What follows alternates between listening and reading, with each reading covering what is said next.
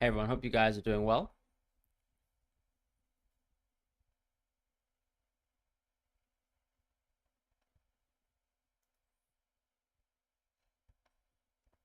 Just trying to see if the stream's working. Sorry guys, had to get my PC working, but had some issues with the stream, and so taking a little bit longer than I wanted to get the stream set up. But the game hasn't really started, so I thought maybe we could do a little bit of football bingo as well. We can obviously try a couple other things too. So thank you guys for joining. Ali Hussein, yep, CR7 captain. That's what I'm doing at least. I mean, I couldn't really pick between Bruno and Ronaldo's super tough. Someone's captain Bernardo Silva, fair enough. Sticking with Musiala, I think, has done great. Honestly, I can't even see. I don't think many captaincies have done better unless you were. I saw someone who Fabian Ruiz captained, which is fair enough. Um, Great performance by Turkey, but great performance also by Georgia. I thought it was just a really fun game in general, like the best game of the tournament by far. CR7 Last Dance, absolutely. Yeah, Kvaratskhelia I think was a bit boring. I think he didn't really beat his defender too much, but at the same time, it's a tough one, right? There was like two or three chances where he did break through the defense, and then he actually crossed in a couple of good balls. But when it came to sort of goal scoring, I don't think we were anywhere too close to it. Yeah, Arda Güler, incredible.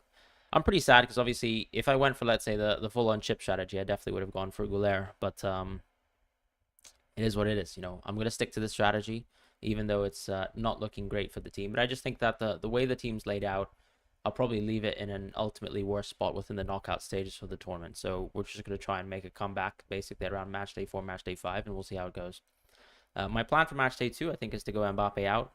Maybe Kane, maybe Patrick Schick. After watching Georgia today, to be honest, I think they're a very attacking team, but it also means that they're very poor in defense. Like the amount of chances Turkey had, I do kind of like my chances with going Patrick Schick versus Georgia. So I'm kind of keen to seeing that to fruition, and then obviously that gives me enough money to go Guardiola. At the same time, it also gives me a lot of money in general. So I might consider dropping Sobo for one of the premium midfielders. We'll see how I feel about it, but that's something that I've been sort of keen about.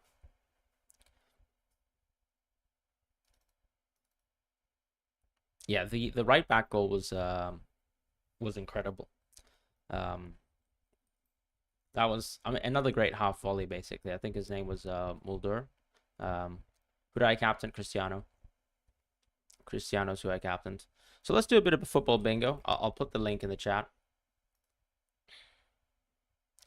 Which one, Sesko or Schick? Schick, because Schick gets to play versus Georgia. Sesko's in a different group. Sesko plays for Slovenia.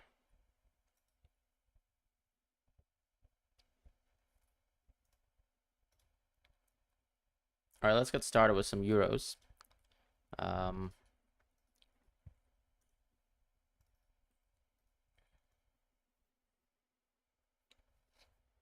you did the transfers already, so -4 for changing Mbappe knows. Oh, that's tough. But at the same time, I mean, whenever you replace a player that big, I suppose in that position, Goulet 9 points. I think Goulet should have got more than 9 points. I think Goulet should be on.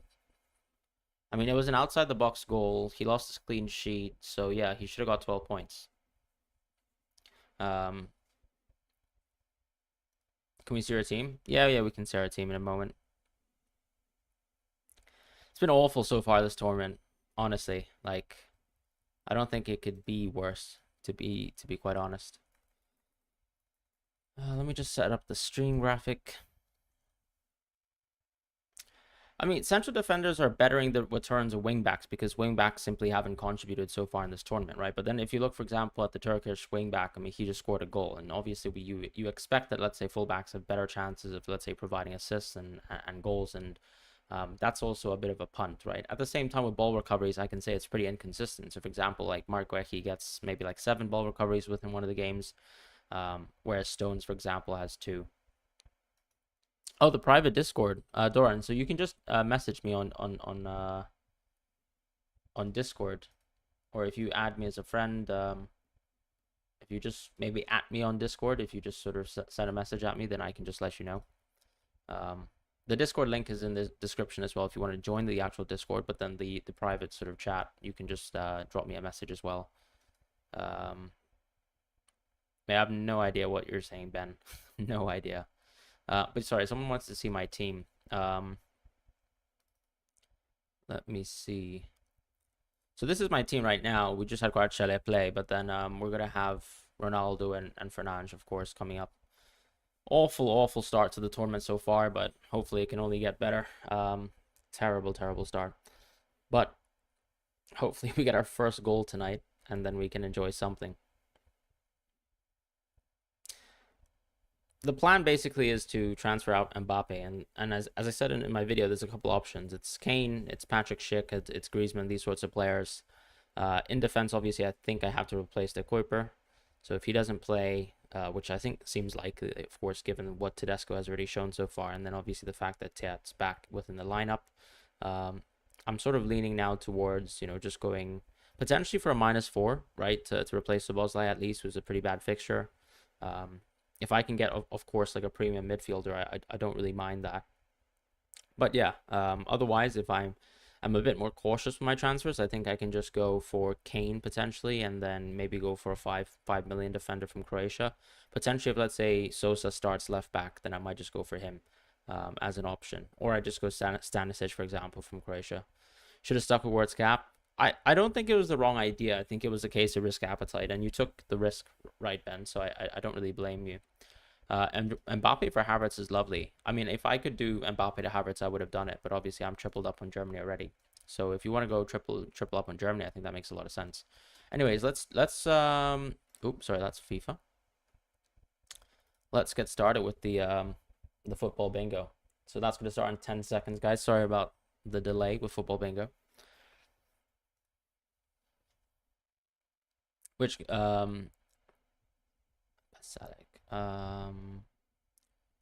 Honestly, I can't for the life of me remember where he plays. Dumfries, Sabo.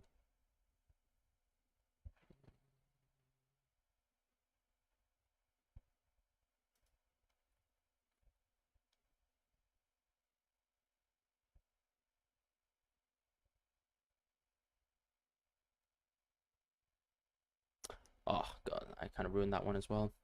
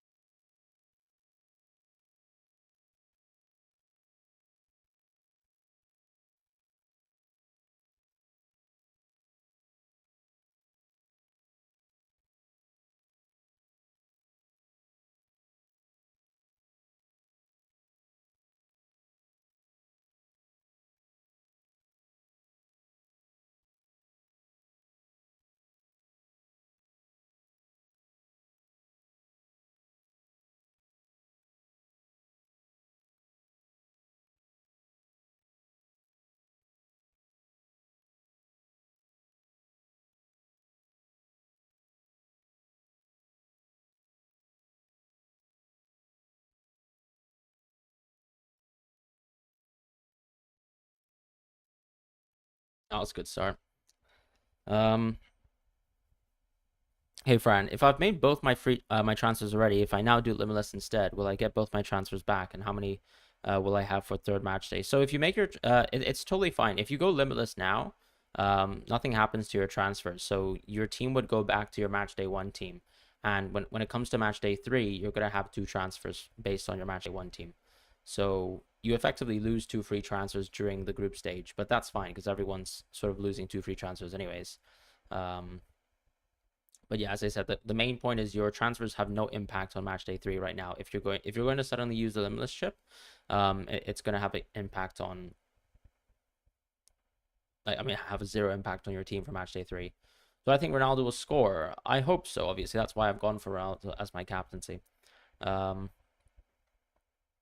if I want to use both my chops and groups chips, right? Do you prefer LL2 wildcard 3? I probably prefer wildcard 2 LL3.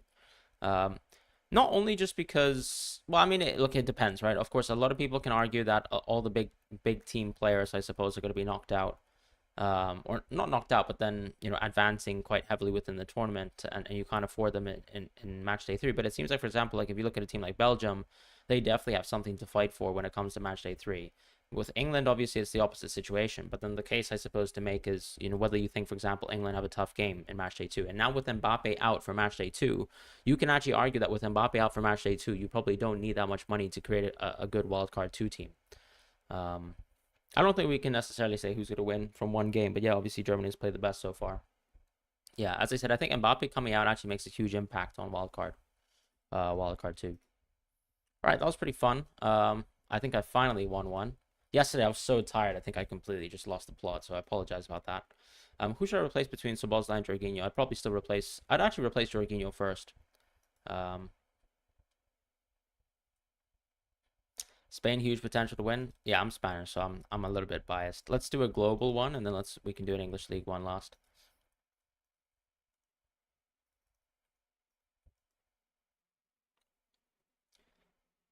Do I think about the Roman Empire? Not when I make my FPL decisions or my fantasy decisions. My predictions, I don't know. I'm not in the business of making predictions. I'm just gonna hope Ronaldo scores maybe in a 3-0. Um, on your wild card, Sesko or Schick, I would definitely go Schick. I mean, think about it. Schick is gonna play versus Georgia, and even though Sesko, I mean, like, yeah, it's just a completely different quality level of fixture in my opinion. We're gonna play this in 10 seconds, so we've got 10 seconds to join the lobby, guys.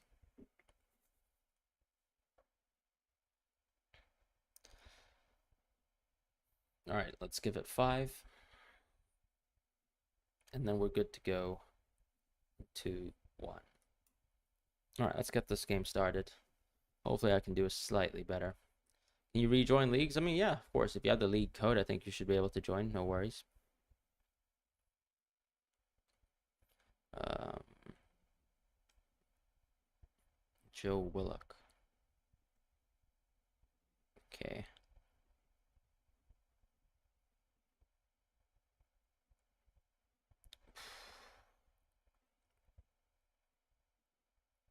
There's nothing so far, right?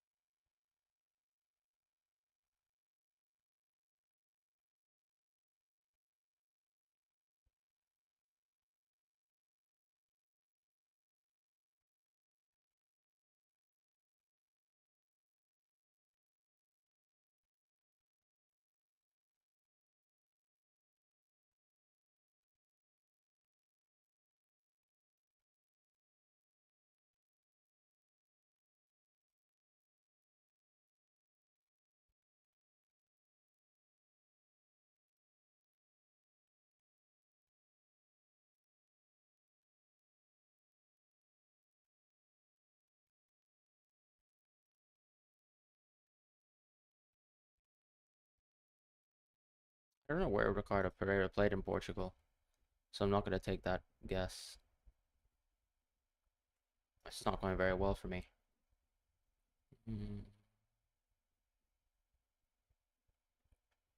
Would Jesus Navas have won? Potentially. Um,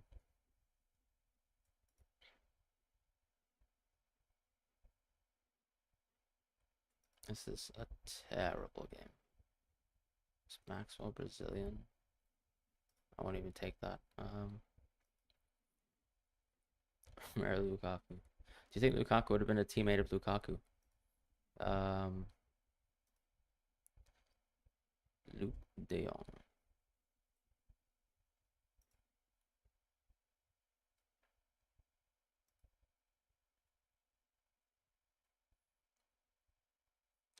He plays for Ivory Coast.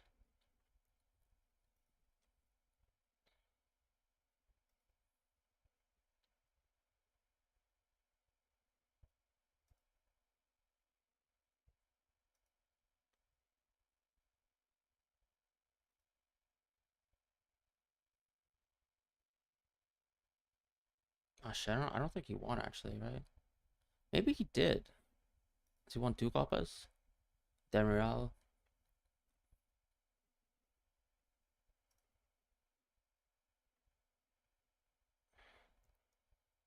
Who does Nico play for now?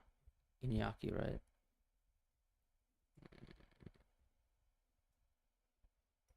This is awful.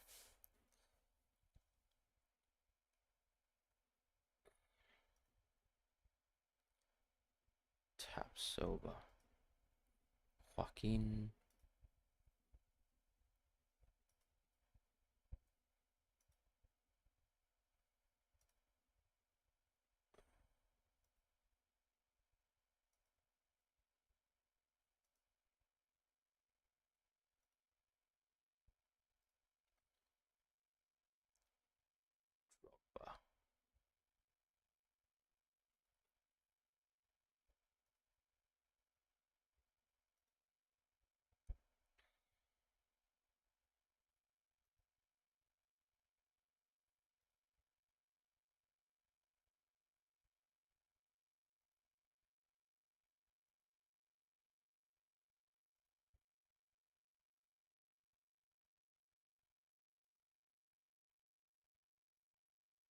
Alright, that was pretty awful. Yeah, okay, Firmino didn't play. Of course, Mascherano didn't win. Let's see. Listen to this heat. SPQR. Okay. Um, who for Mbappe? Limitless chip played. I think Patrick Schick is quite interesting. I think going for Ronaldo in the forward position on Limitless is probably the best option, anyways. If you want to be sort of boring, I guess you can go Kane. But I think those are really your options because I don't really like, for example, Kramaric from let's see Croatia, to be honest. And if we talk about like maybe the teams that I think we'd expect to do the absolute best when it comes to goal scoring on match day 2, I think we're talking like the likes of Germany. So you probably want Havertz in there, to be honest. So maybe like Havertz, Schick, and Ronaldo. I think that's good to go. You could go Havertz, Ronaldo, and Lukaku, to be honest, if you want to try the Lukaku experiment again. And I think that's pretty much what I would recommend. Kane is obviously up there, of course. As I said, if you want to spend that sort of money, you're going limitless anyways. I mean, why not go Kane, Havertz, and Ronaldo? It's probably the 3 sort of top options. All right, that was pretty close. Let's do one last bingo. Let's do an English League bingo because I know I'm definitely going to lose on this one.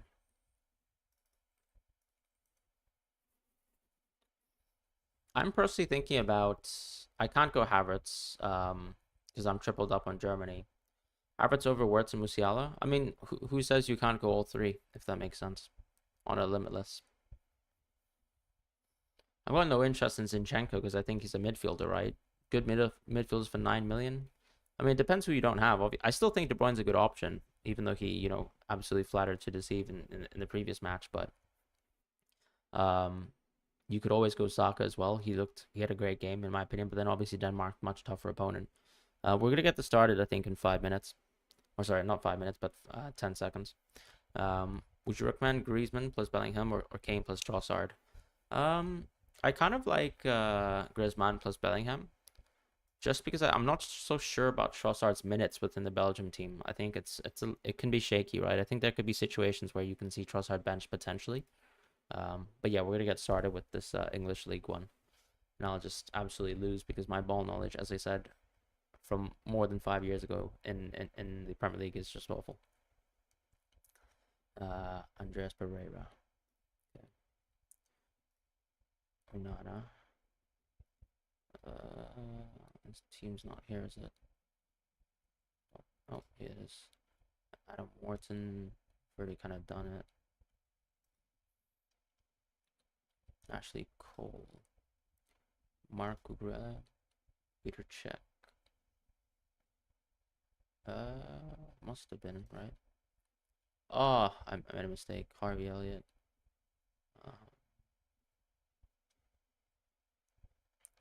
Don't think he. Anthony Marshall. Oh, I just did a double skip. I have no idea why I did that. Sorry.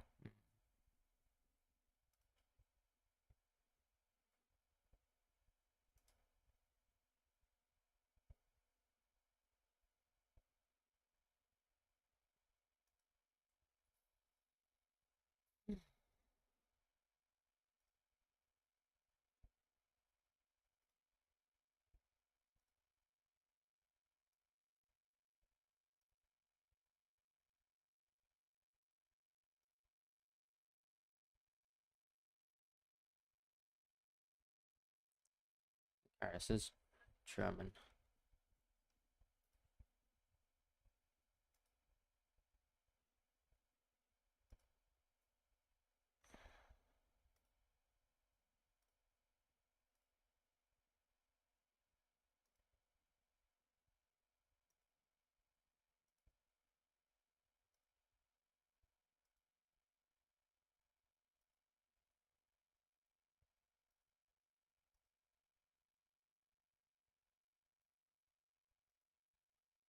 Oh, I think House is actually a Villa player. I think I messed up there.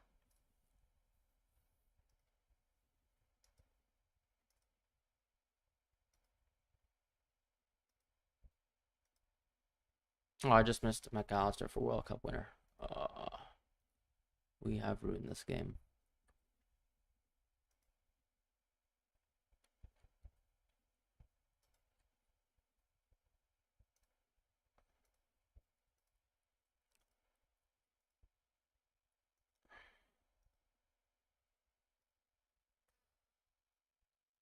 Okay, that wasn't actually too bad in the end.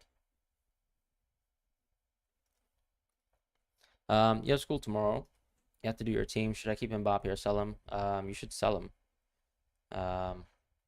Because this, I mean, well, unless your plan is to have him back for match day 3, but he's not even confirmed for match day 3. If you are planning to use transfers for match day 2, you're gonna have to sell him because he's not gonna play in match day 2. I would sell Mbappe for sure.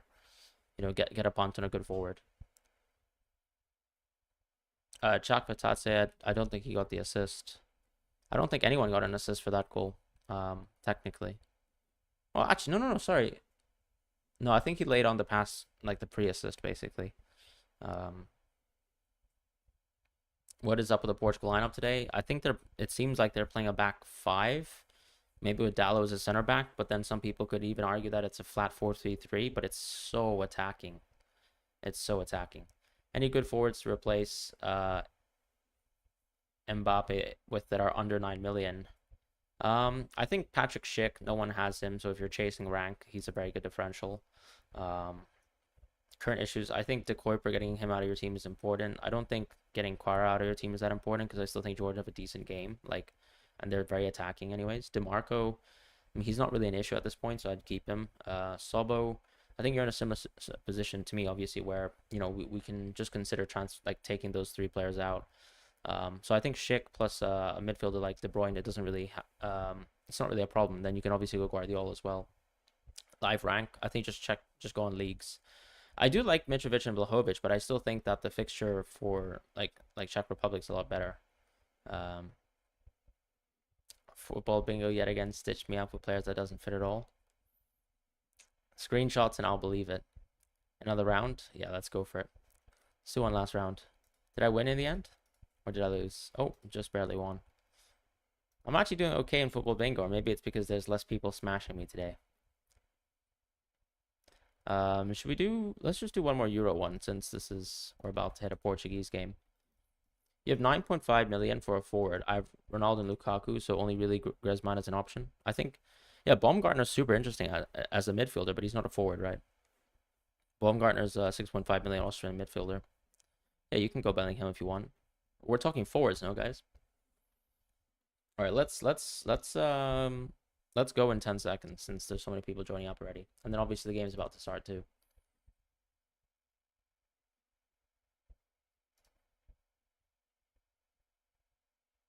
All right, 5, 4. Should I still keep the Matchday 3 Limitless? And in my opinion, I'm going to keep the wild card. I don't think it's urgent to replace any of them. I mean, they're still both good players.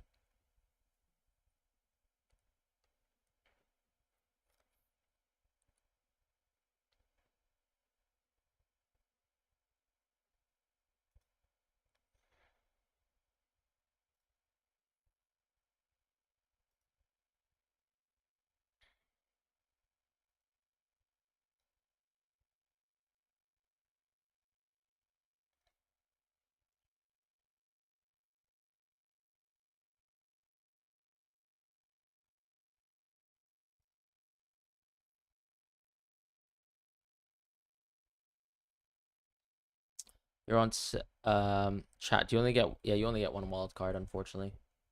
So that's the situation. Follow Runch. I don't even know where he's from. Arturoglu's club's not even here. Cherney. Do we run LL chip and you can run it consecutively, absolutely, but that's just your choice, right? Um,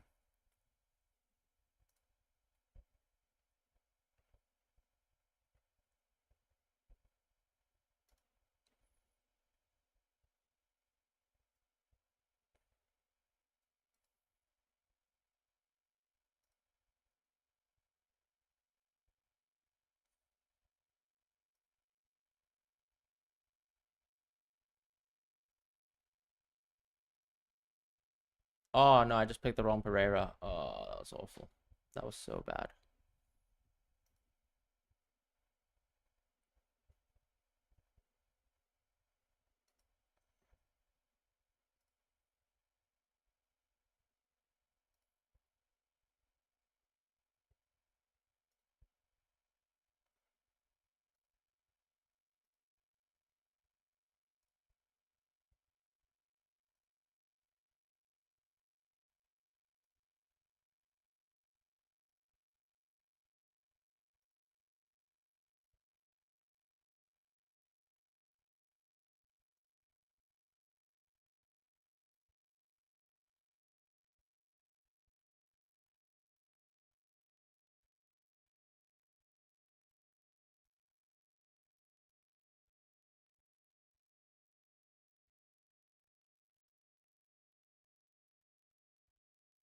Is Schick getting a shot on goal? I mean, I think he could. I mean, he's probably your best bet, right?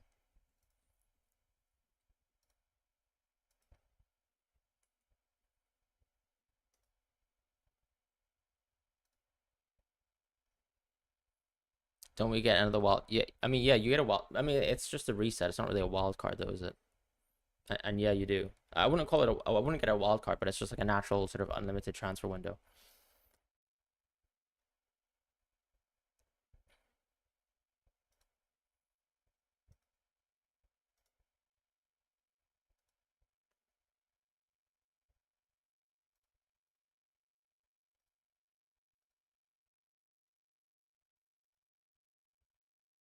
This was awful.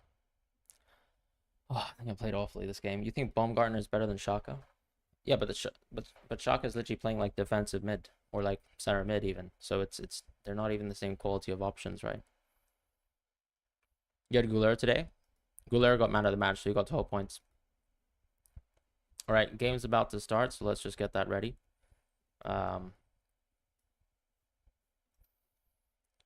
71 points at the moment. CR7. Oh, that's incredible, mate. Well done. Honestly, it's gone horrible for me.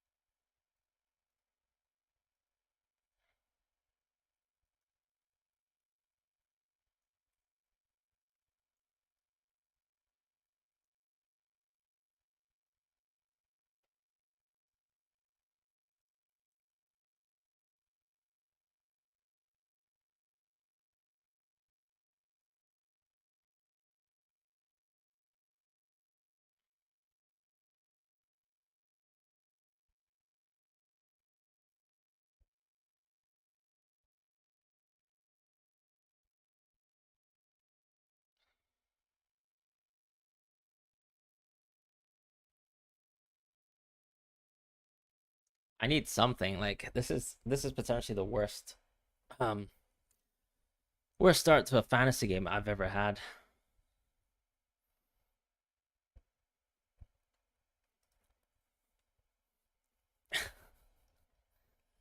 Uh, get bingo, baby. What's my chip strategy? Limitless 3, wildcard 5. As I said, obviously in the chat, like it's not worked out very well so far. But then you're also expecting to get most of your sort of points and rank gains like later on in the tournament. How many points are we on? I can't remember. Probably 37. So awful basically. We need Ronaldo and Bruno to absolutely cook today, and let's just see what happens. I'm gonna get the match open now.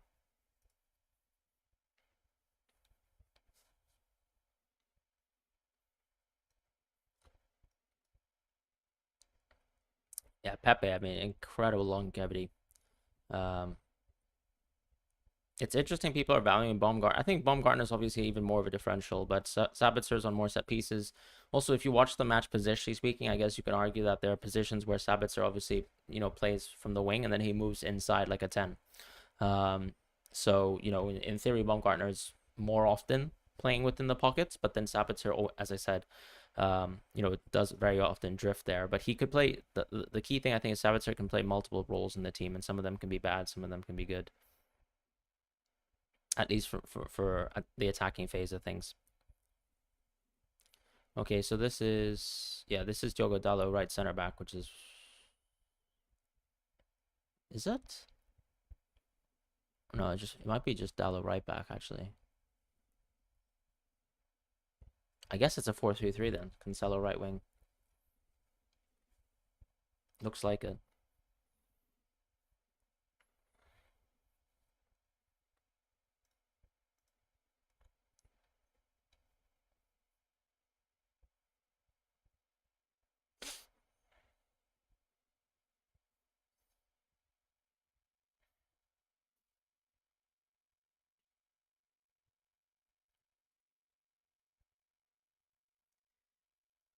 Cristiano. Please cook for me. If you're playing their Limitless, would it be useful to use your 2 free transfers first? No, they just disappear. They don't count, basically. In UCL Fantasy, everyone uses their chips in the group stage. Not everyone.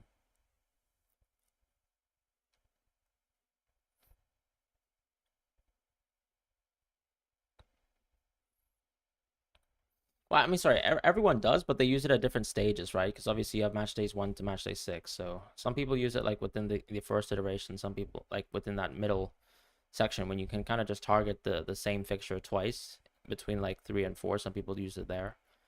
But no, like I mean, it's a little bit different because I think you have less free transfers as well. And then there's obviously, look, the knockout stage of the tournament is when there's 16 teams, right? And in the Champions League, I feel like there's less chances for upsets. Whereas with international football, teams are a lot closer, in my opinion, to each other, which is why obviously you have so many different international winners.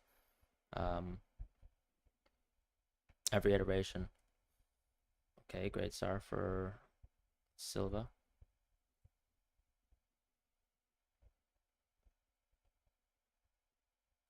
This is a bit of a deeper Bruno though, because obviously if they're playing Cancelo right wing, that's the knock-on impact of that, right?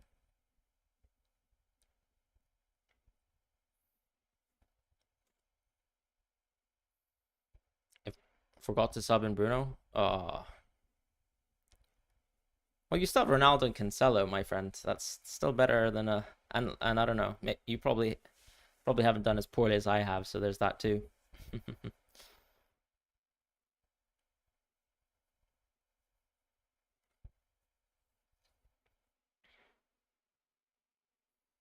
Yeah, okay, that's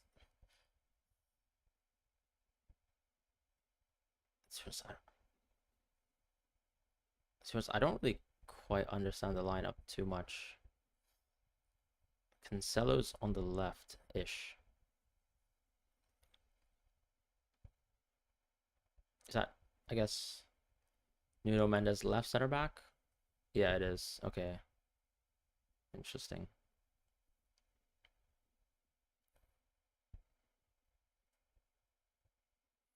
Oh, already a great chance.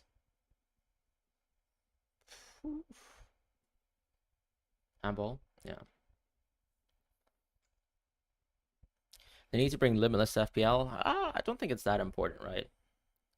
Where am I seeing the formation? Just with my eyes. Cancelo's basically playing left wing back, and they're playing a back three. Nuno Mendes left center back.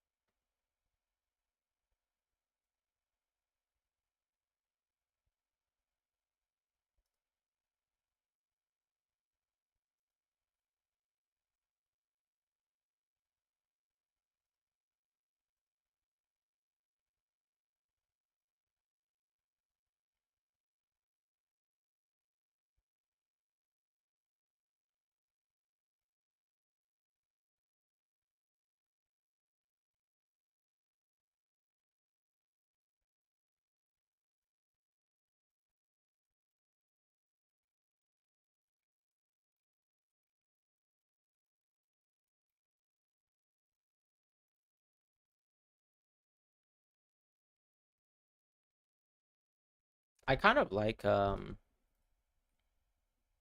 I kind of like the formation because I guess in theory, because Ruben Diaz is very slow and Pepe is very slow, the idea of going Nuno Mendes left center back is that he's kind of like the way, for example, Van de Ven works within Tottenham, where he's like your last man and he's very fast, so he can always sort of chase down the ball, and his ball sort of playing is still good within that position, um, as highlighted in the past at around 5 minutes.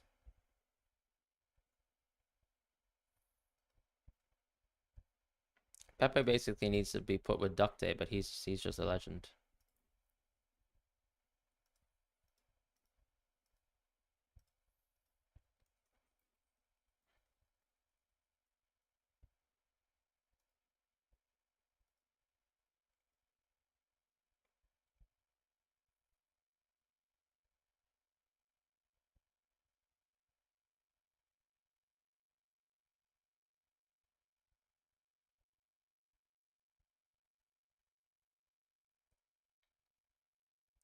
It's kind of alternating though. Like no, but no, Cancelo is naturally changing position. Yep, he is naturally just changing.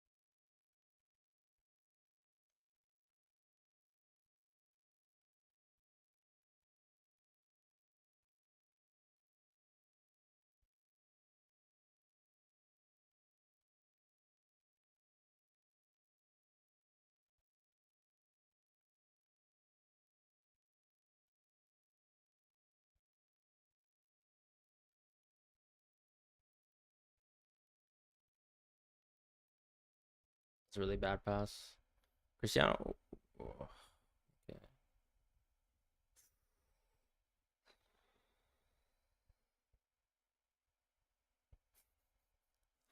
right. Our first shot from Ronaldo, not necessarily on target, but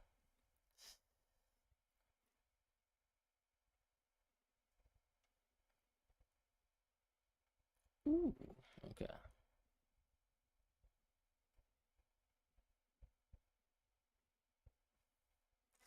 interesting. Ruben Diaz hasn't been the same since his Love Island girlfriend broke up with him.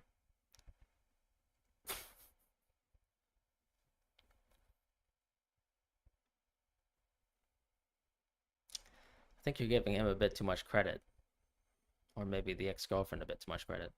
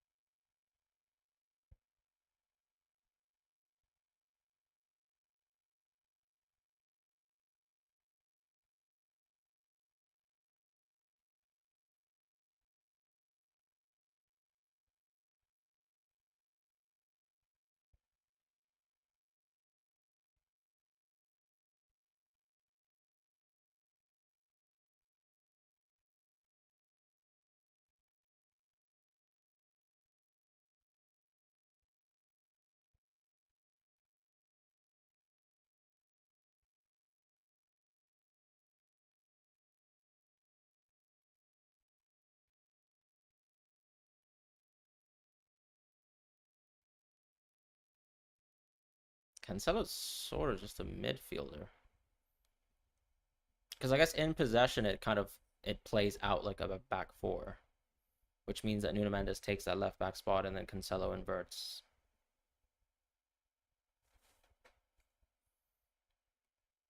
Yeah, he's just inverted.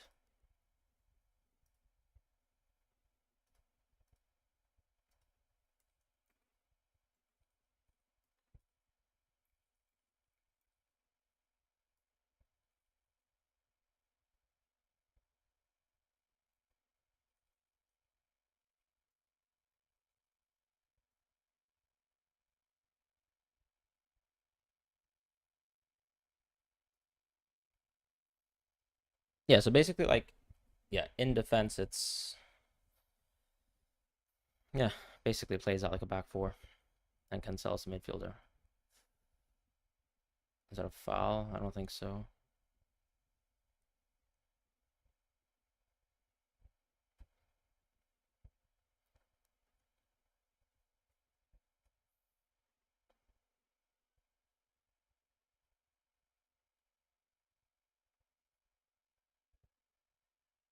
What's Sufal saying?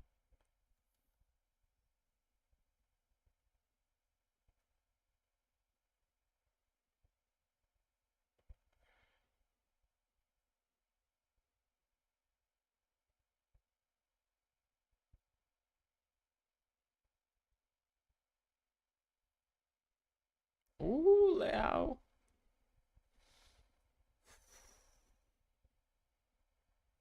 Ah, Cancelo.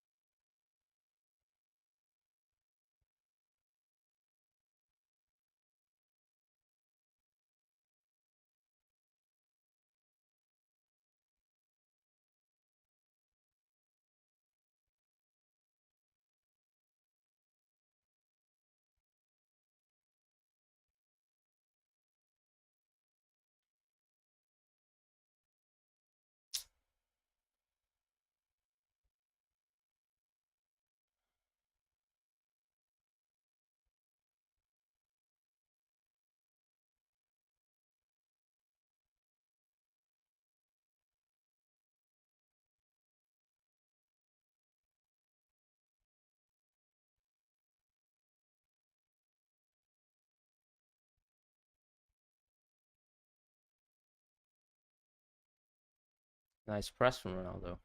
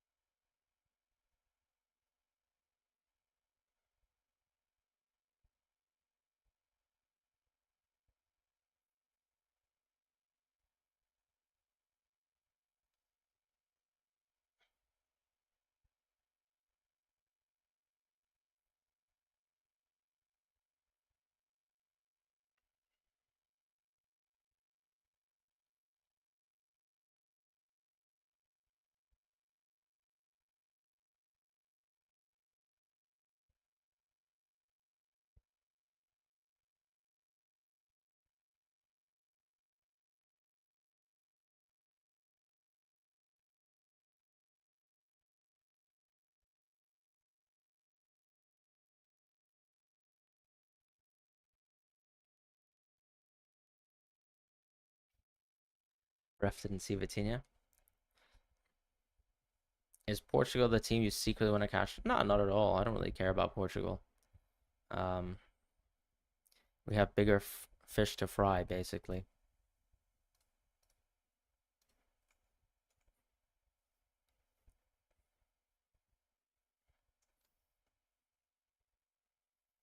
Turkey, Georgia, best game so far. I agree.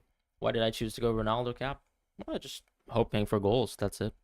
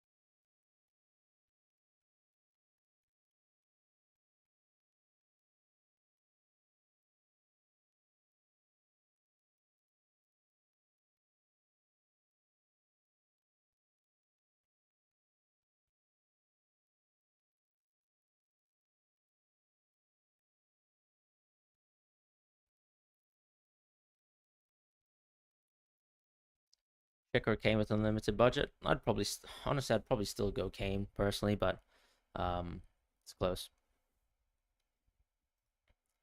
Well, yeah, if Ronaldo has one goal, I'm content. Just want one goal.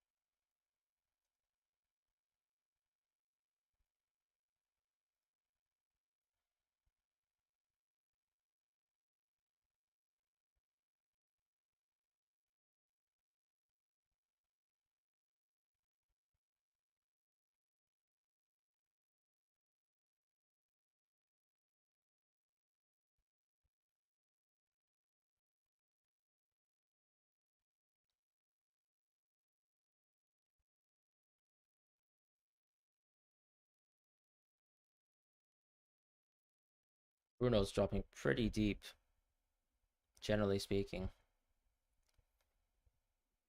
Yeah, it's a midfield of basically Cancelo, Bruno, Vitinha, and then Silva's somewhat playing right wing, sometimes playing center mid as well. Nice for Mendes.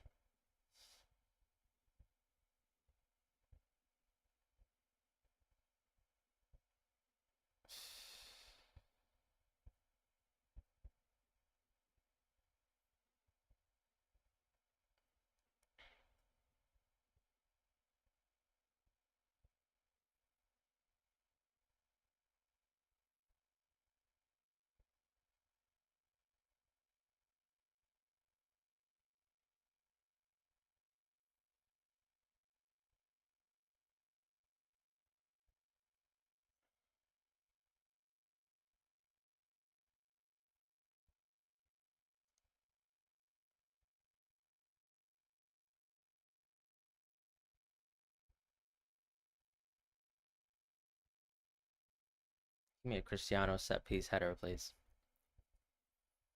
Bruno and 3 ball recoveries. It's nice.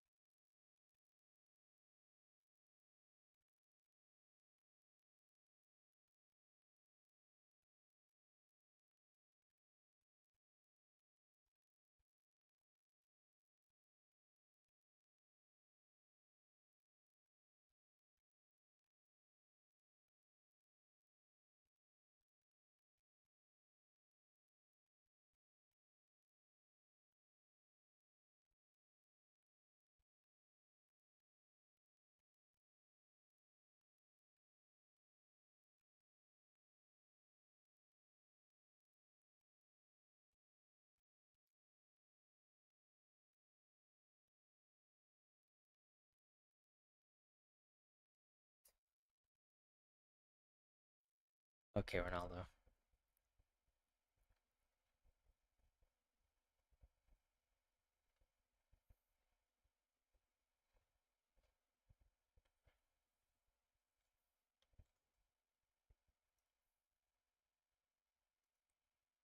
Yeah, Bruno's 3 ball recoveries.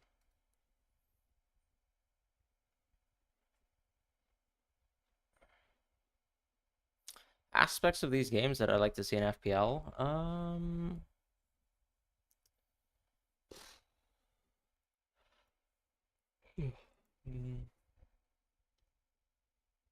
not sure to be honest. I'd say probably. I'd probably say no.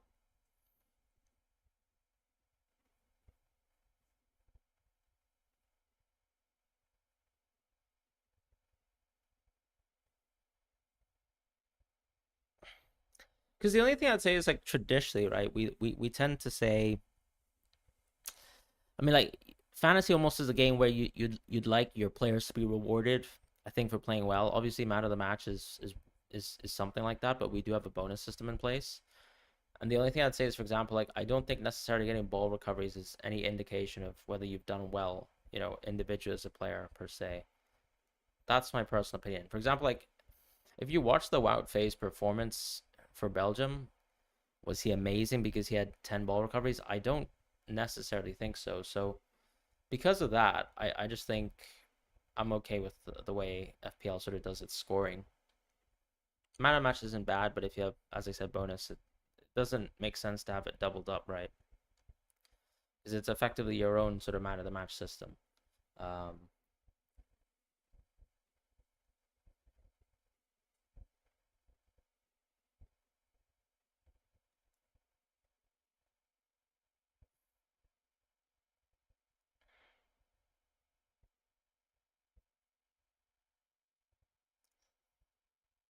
Decent strike from Bruno.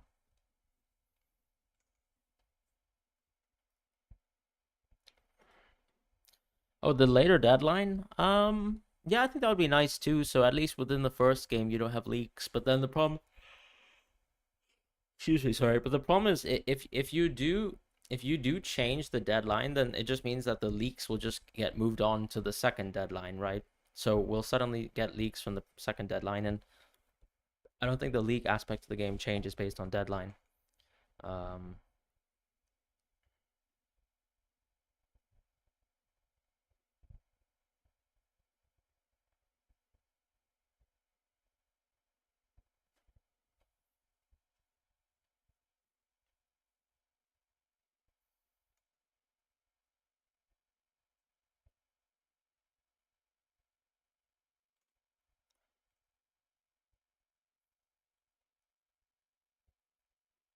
I'm streaming since I'm just watching the match anyway, so I don't really mind.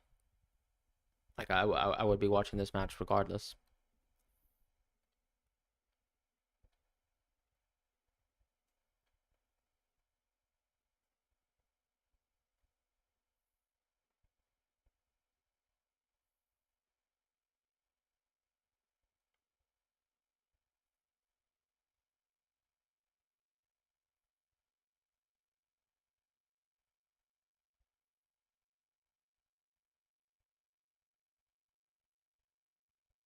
Oof,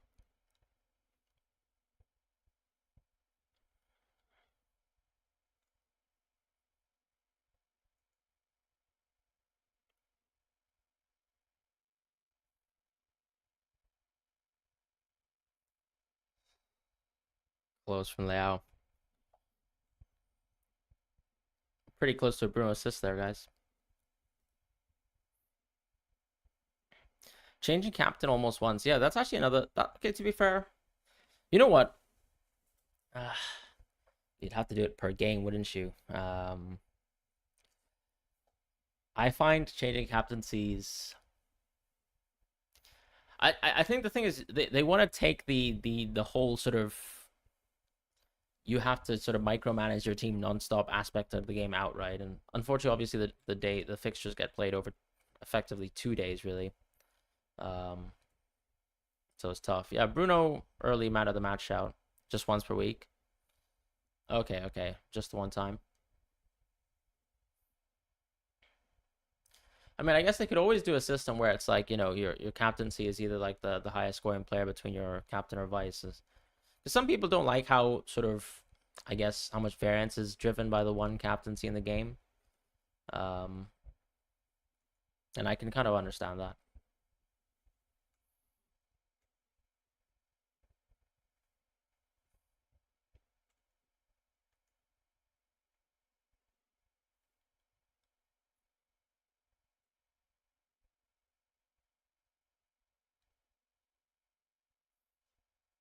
I have to say that the Czechs are pretty organized in this game,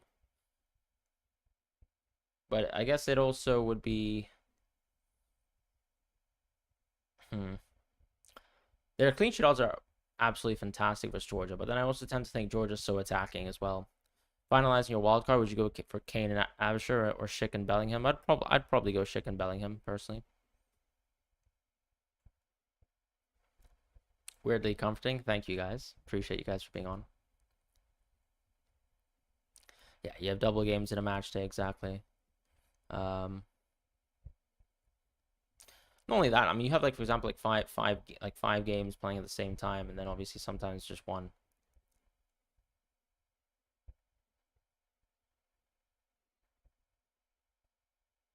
Is that out?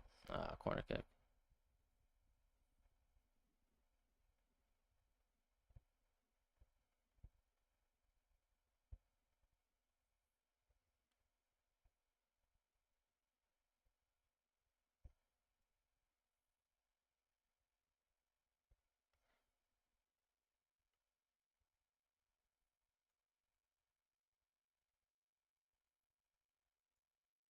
Game week two. I can't go Havertz, and I probably won't go Morata personally. Still think Italy's a tough game for us.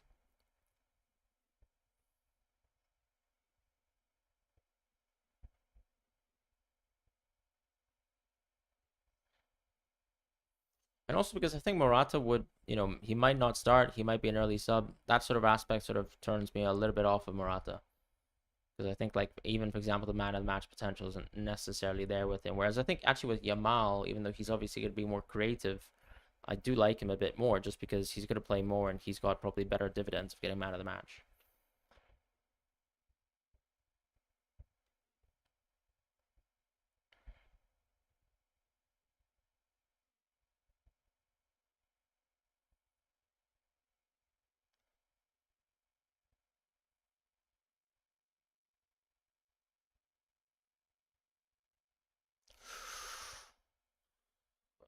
Better cross, maybe we could have seen a Ronaldo goal. What are my transfers? Probably going to be the rain impacts the amount of scoring. I think it's possible. Although I mean the grass seems to be playing well. Um, Probably Kane and probably a Croatian defender or Schick slash Griezmann and then a -4 to get Sabo out of my team. Maybe upgrade one of my midfielders or maybe get Rodri out and then upgrade De Kuiper. Because my main issue is that I have to transfer out De Kuiper and Mbappe in my opinion, but I'd much rather just do two transfers for these two players. And I mean, like it's not a lovely dice for Sobo and for Rodri and players like that. So, but I'll try keep them.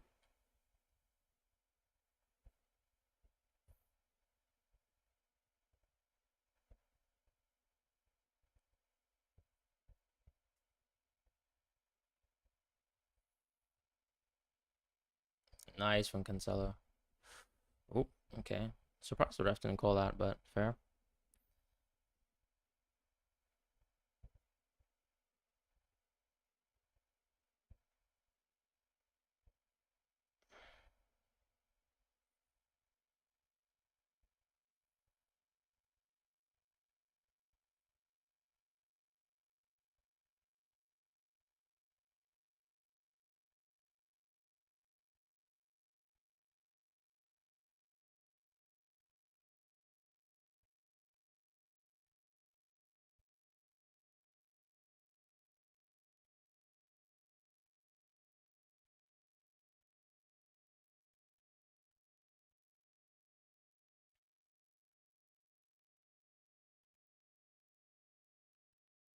Oh, oh,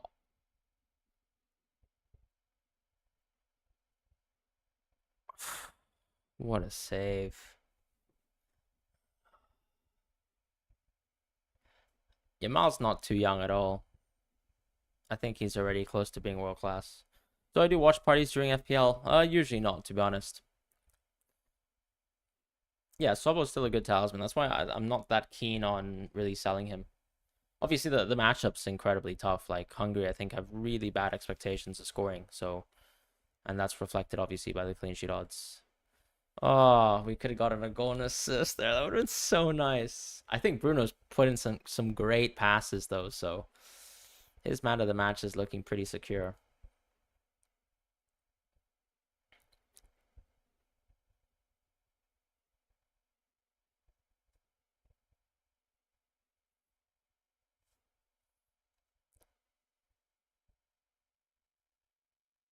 Turkish player. Sorry, I actually missed that one. I mean, I think as I put my cheat sheet, I think Çalhanoğlu is going to play a little bit deeper, so it's not great. But then he also can control. So then there are some matches where you pick like let's say a Granit Xhaka, and he can do well as a controller, and obviously he's on penalties as well. Oh, Ronaldo's playing well too, though. Nice little flick on back heel. All right, interesting. So,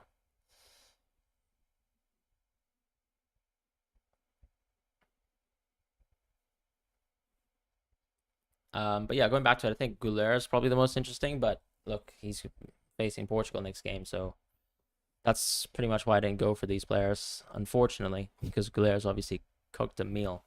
Um,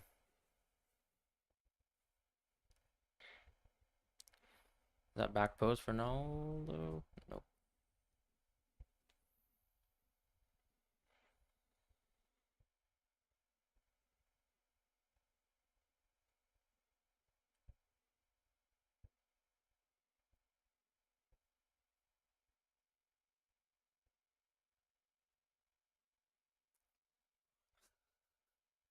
What are those step overs from Dallo?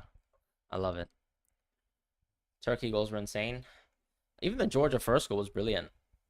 Um, that first goal was definitely brilliant.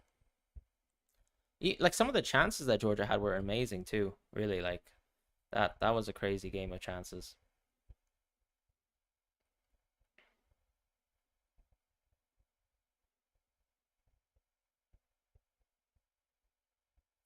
That was pretty poor from Bruno. Vitinha is only 6 million as well, and he's getting in good spots.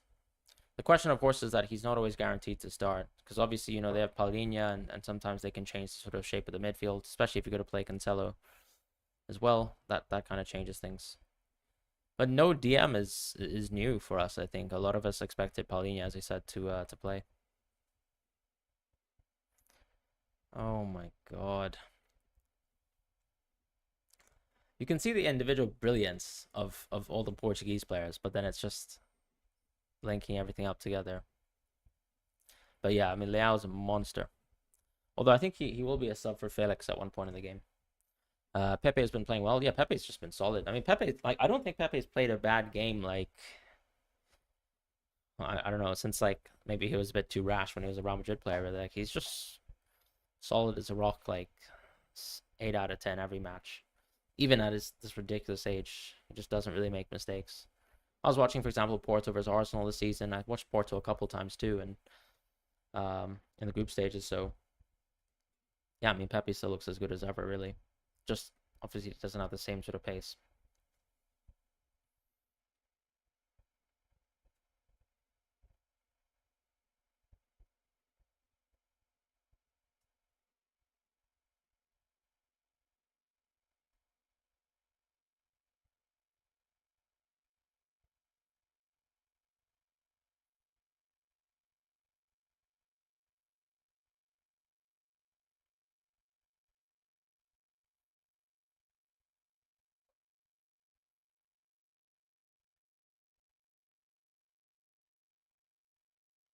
Nice try from Cancelo.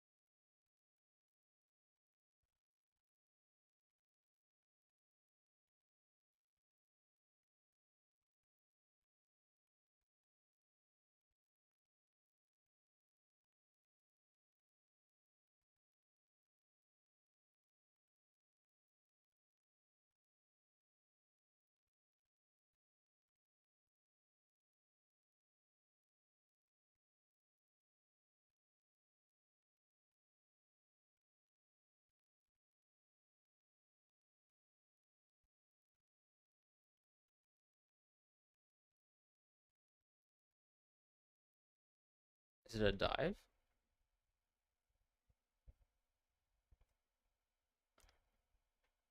It actually looks like it. Yeah.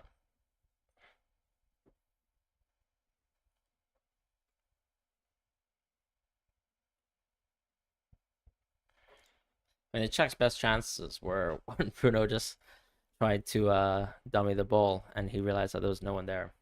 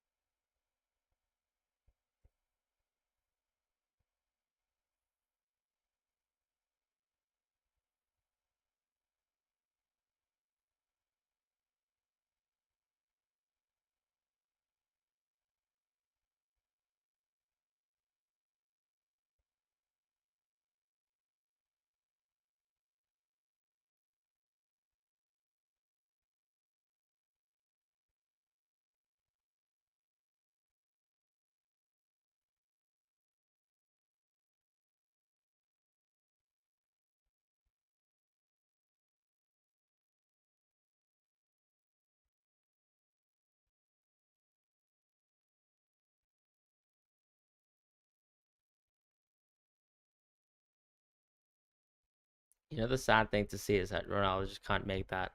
He can't make the same run in behind anymore within much tighter angles. uh,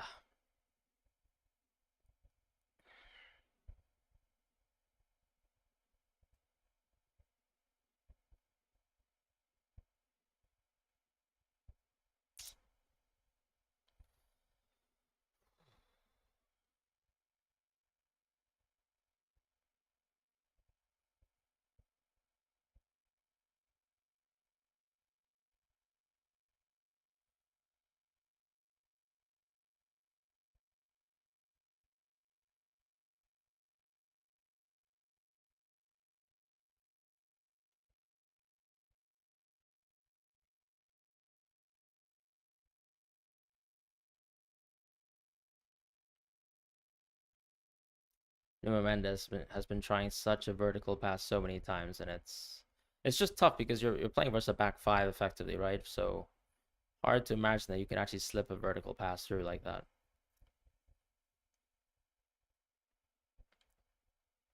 Nice from Leao.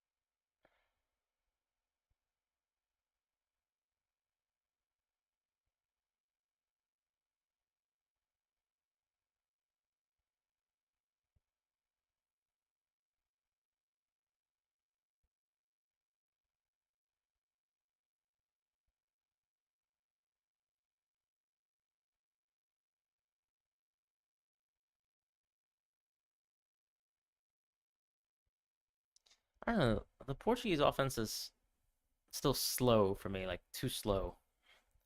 But I also think it's because Ronaldo is also slow. One pass away from the Bruno goal contribution. Yeah, we could have very much seen that.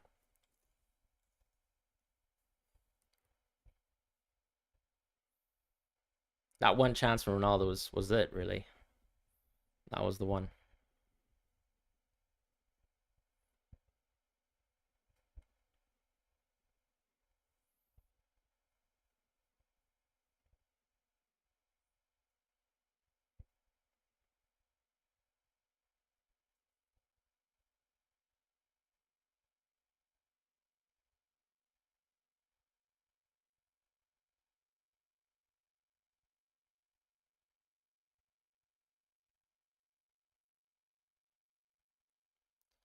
Nuno Mendes. Oh god.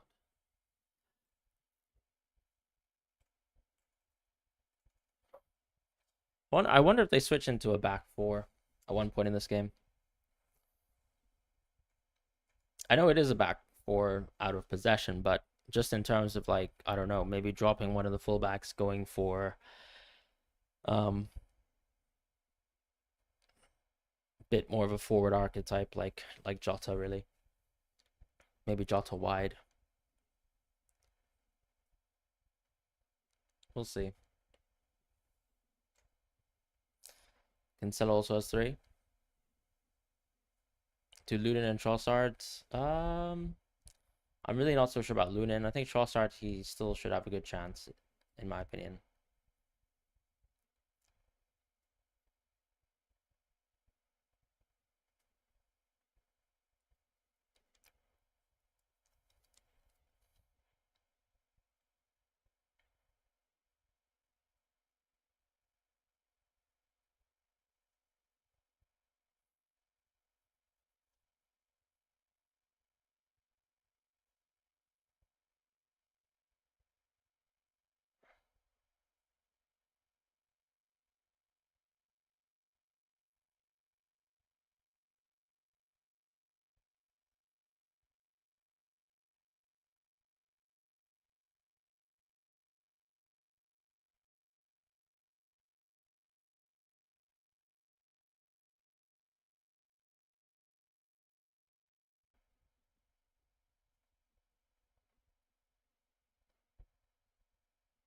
He looks offside. Maybe I'm wrong.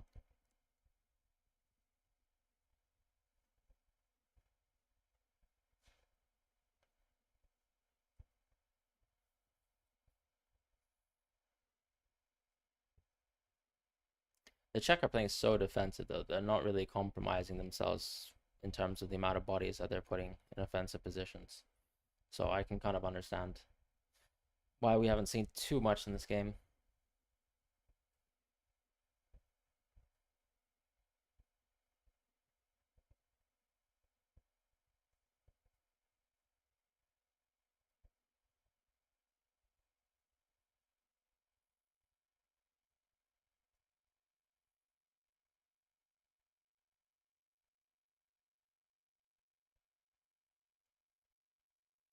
God, that was a tough watch. This is yeah. It was a much tougher game. Much tougher game to watch for sure. Shall we do some bingo in the meantime, just to lighten the mood and things like that?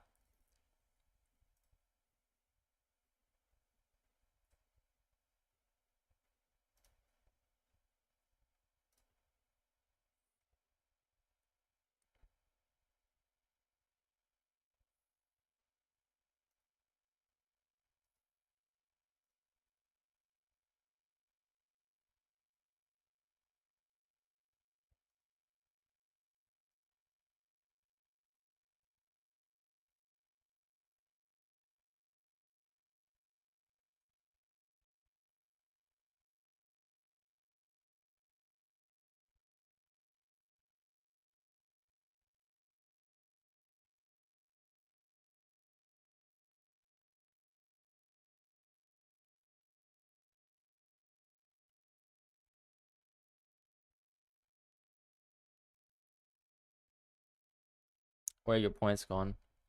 I don't know. I don't know where. I don't even know if points really exist. Maybe it's just a concept, you know? All right, let's do some bingo. Let's do Euros.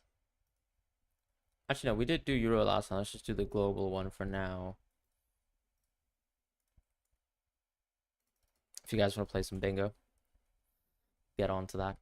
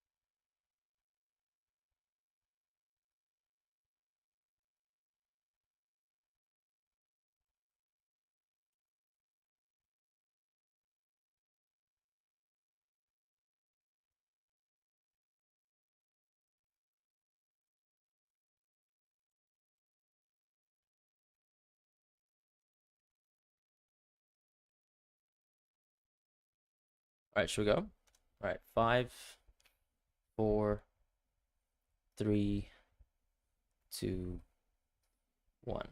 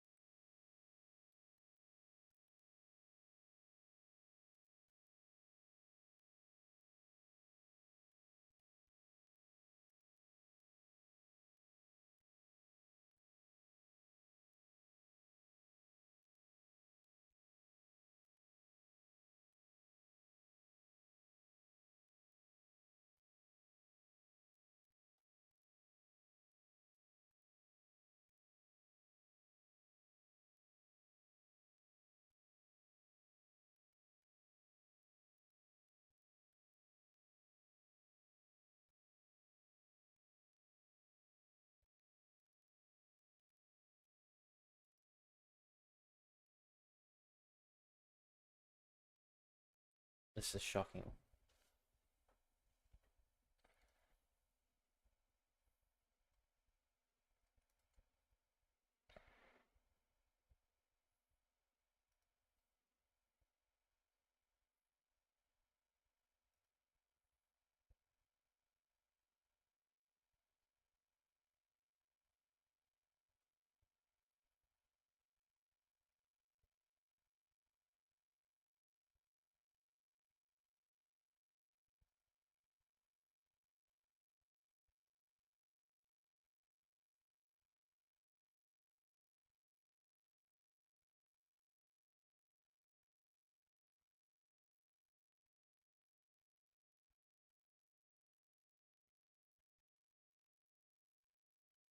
For Senegal? I think he does. Morata. No.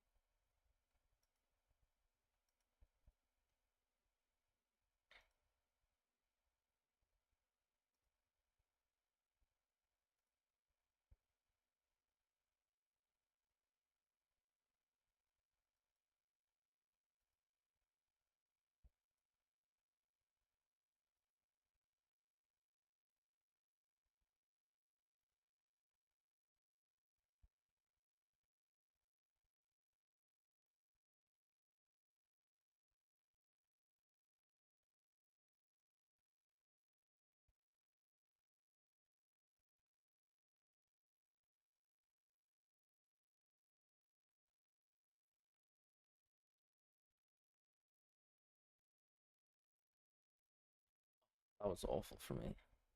I think I got so many wrong. Um, no, Chiellini wasn't actually a teammate of Di Maria. I guess that was Bonucci then, maybe at one point in Juventus.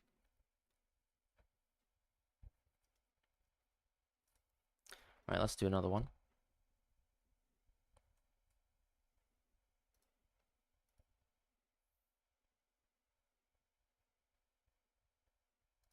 Let's do a Euro one. That guy Vitinha, I don't think he's not 5 million, is he? I thought he was 6 million.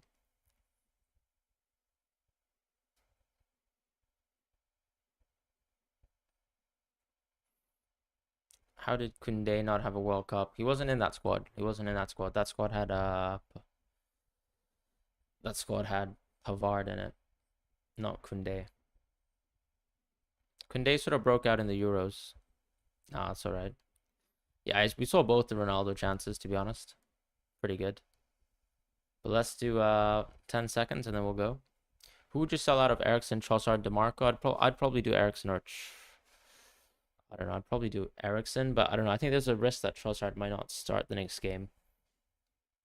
All right, we're gonna start. 14 people. Nice. It's a good turnout.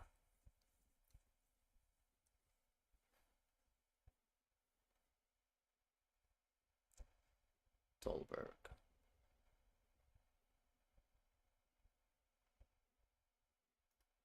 Mitrovic, yeah, I think he's a good option.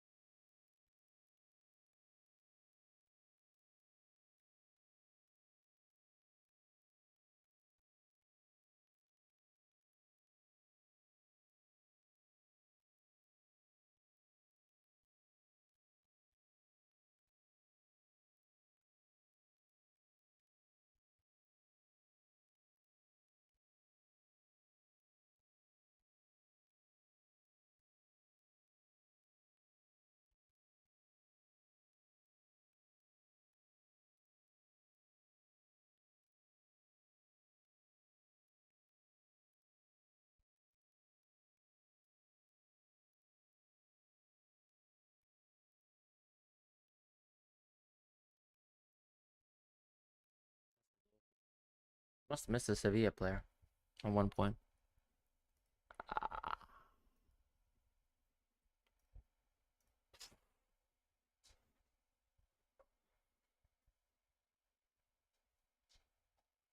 Any chance Frimpong, the Kuiper, or Shaqiri could potentially start next game? I think they all could really. I think De Kuiper probably has the least chance because I think you also have to think that Tiat is back in the squad and he could rotate. Frimpong,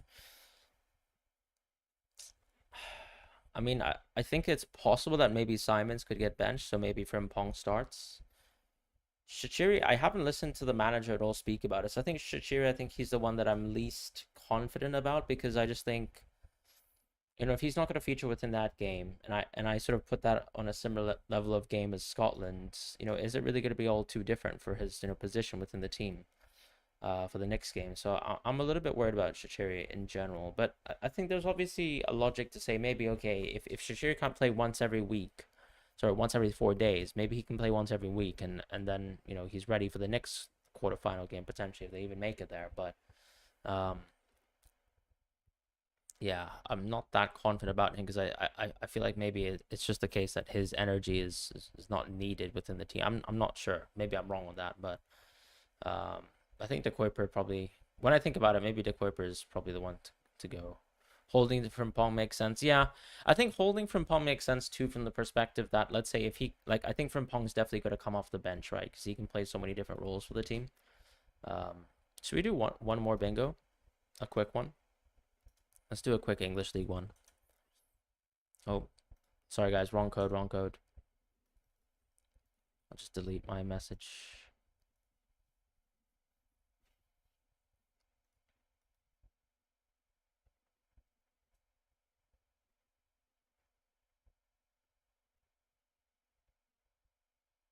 You left your captaincy on Mbappe? So far, it's looking like a good idea.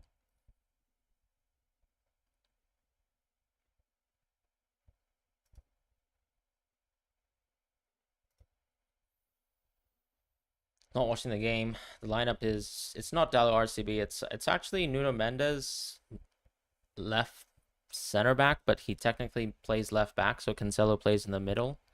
Yeah, I think right now Bruno might be man of the match. I think it's close between him and Ronaldo. And then sort of Bernardo is sort of playing center mid slash right wing, overlapping with Dallo. So Dallo is actually quite offensive in terms of like how he overlaps. He's in sort of right winger type positions, and Cancelo is more of a inverted midfielder or inverted fullback. All right, let's just start the game. I'm gonna try rush through my answers as much as possible.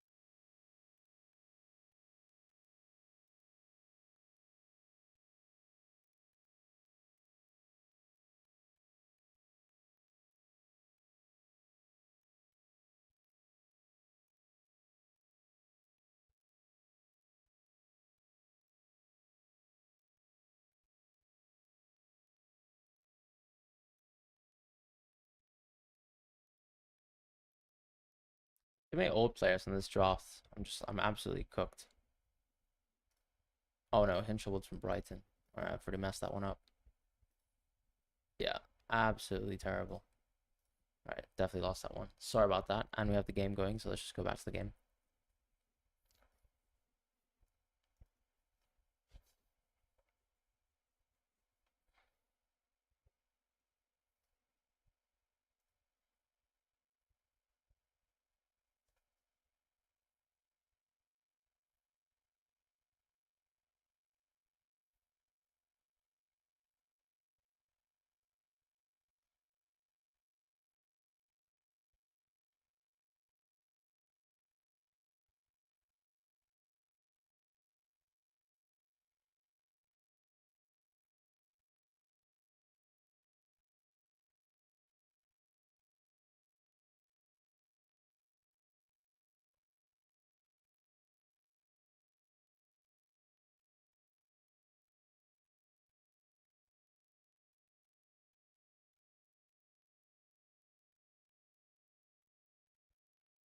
Happened?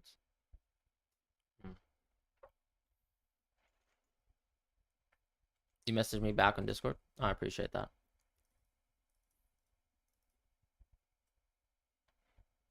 It's just because when I'm streaming on Discord, I can't see names properly. Which is probably why I couldn't find you. Uh,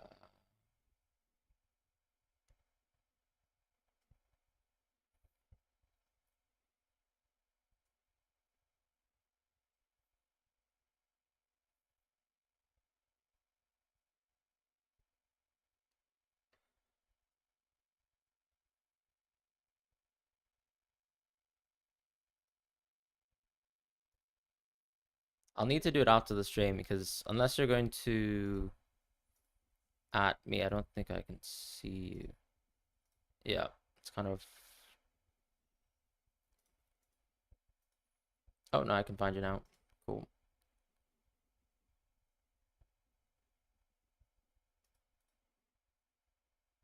Uh, Wait, hold on, sorry.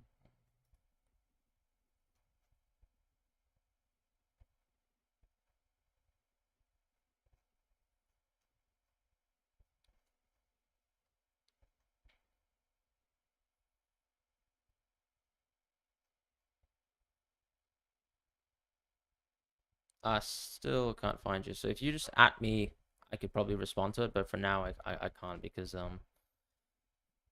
the names get cut off on Discord when I stream, so I can't like locate your name.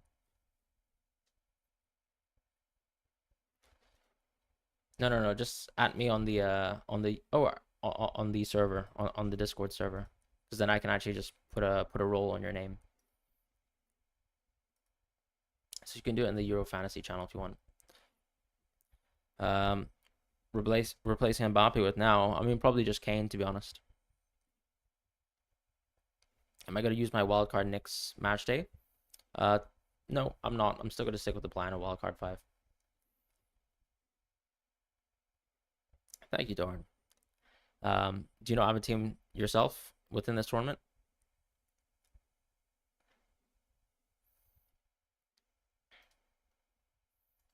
Thanks. I actually got it this time around. Cool. I can just give you the role now.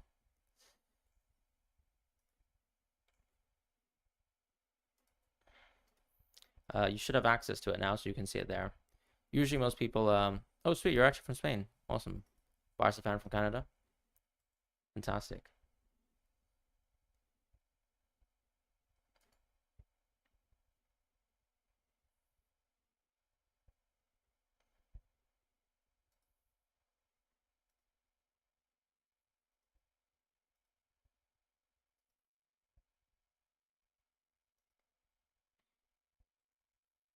No worries. Thank you actually for the support.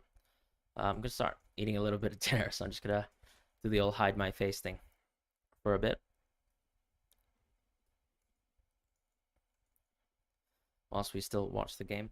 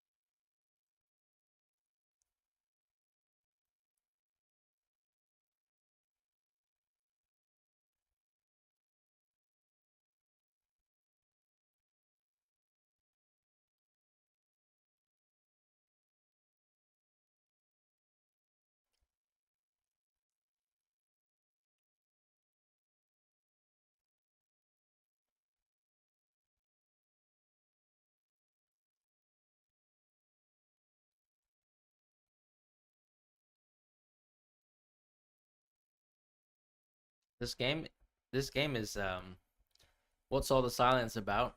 Well, Portugal are making us falling asleep, but I'm actually eating right now as well, eating a little bit of dinner whilst we fall asleep to this game together.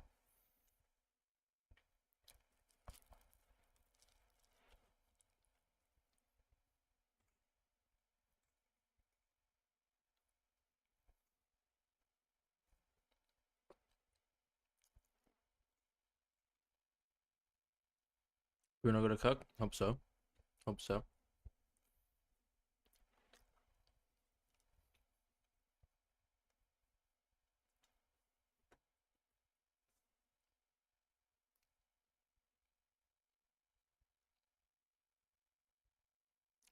Coutinho's been brilliant today. I've got to be honest.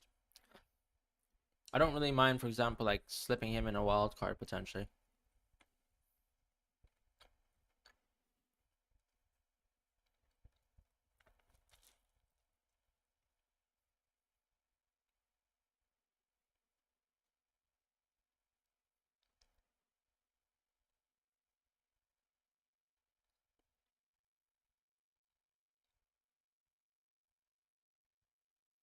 Barella versus Spain, no chance.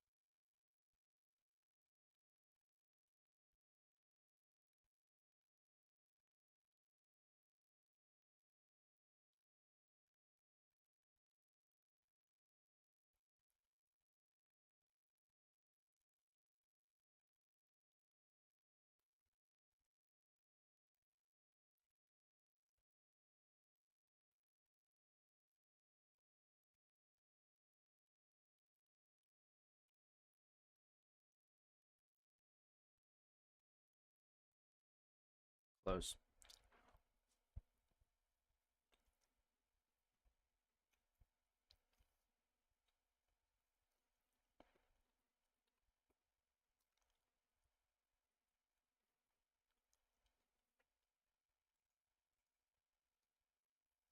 New fine new rising player. Mm, let me have a solid to think about this one.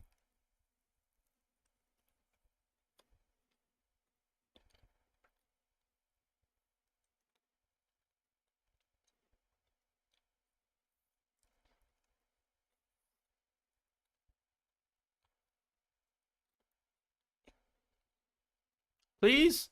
Oh, we're so close.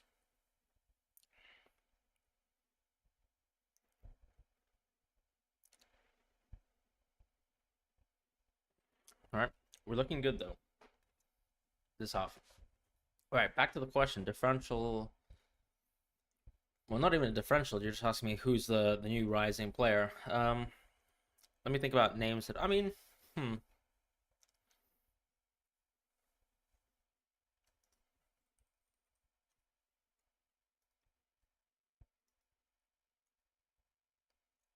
Do we need these players to be like less than, I don't know, 20, less than 20, 23 years old, that sort of thing?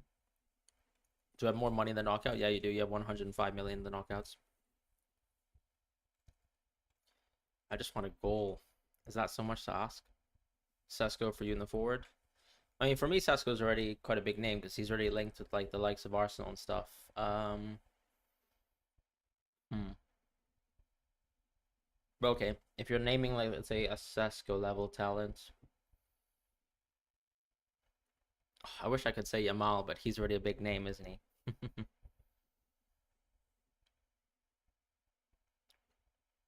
I need to look at the squad list, but I kind of want to just watch the game for a bit. I need to look at all this. Well, actually, I'll do it now on the side.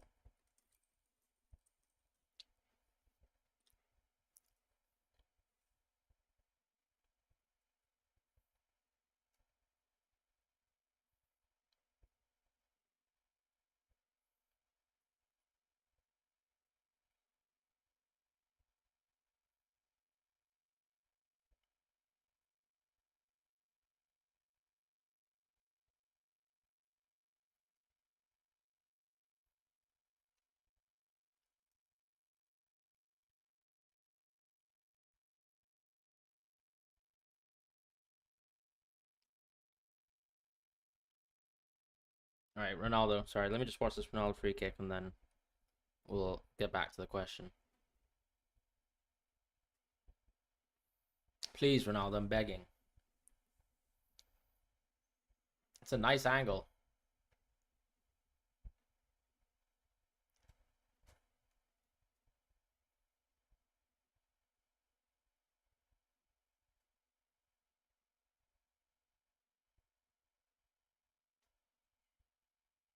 All right, Chief. Never mind. Okay. Sorry. Back to the question. Hmm.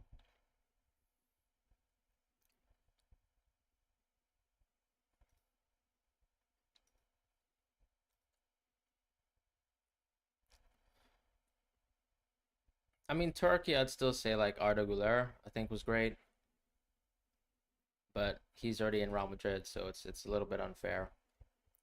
Um,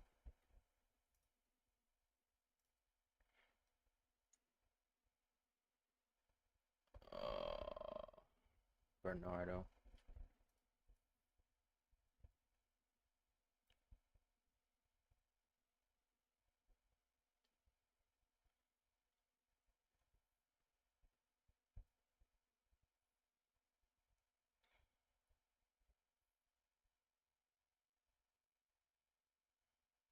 Sorry, it's just this Portugal game has gotten pretty exciting, so I've just been watching, but as opposed to thinking.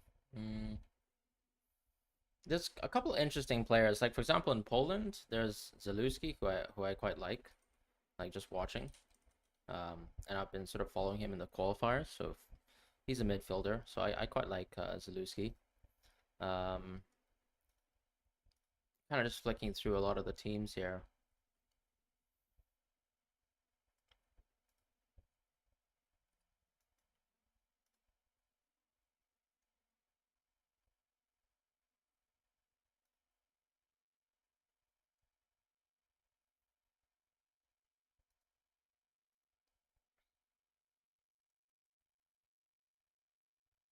I think Pavlovic from Serbia, the center back, honestly looks quite good.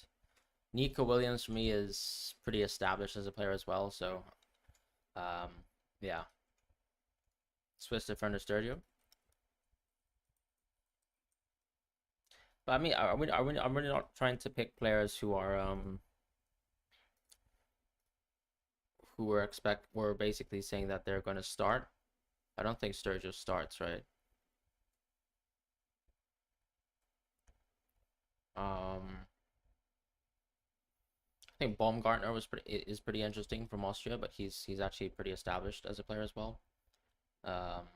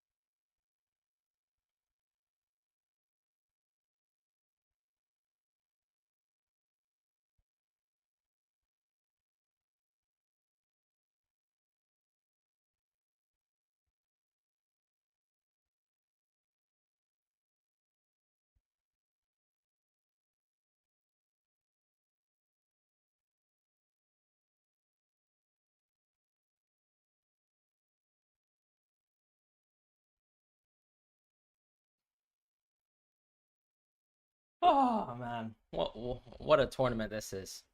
What a tournament this is!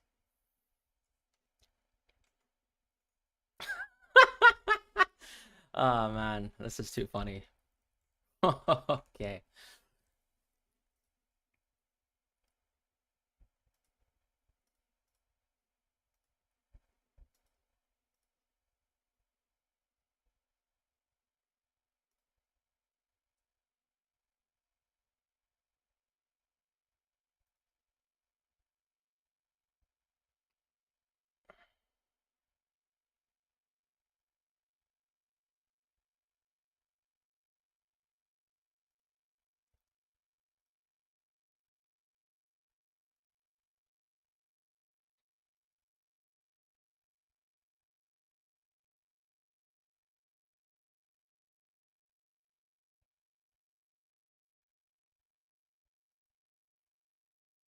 This is too funny. Do you think Goncalo Ramos is all hype or will he make it? I'm not sure if I'm that impressed by him. I'm sure he'll make it to some degree, but I don't think he's going to be some sort of world class striker. But well, I mean, it's just that's a hot take opinion right there. You know, but as I said, I'm not really in the business of doing that. So yeah.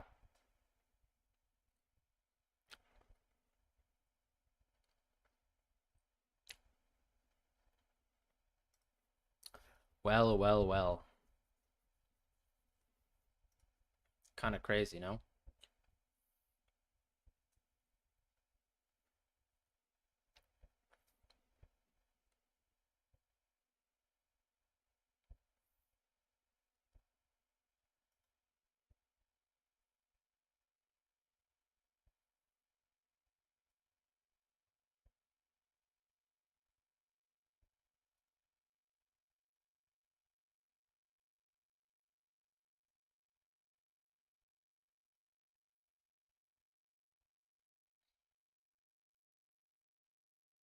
Okay, so we basically have two strikers now. Thank God.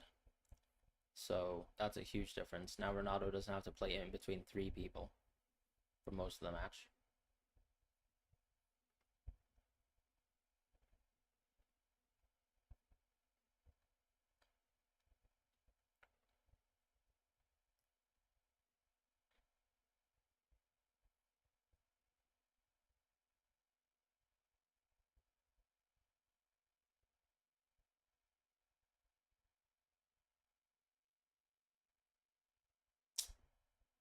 Oh, it's four from Inacio.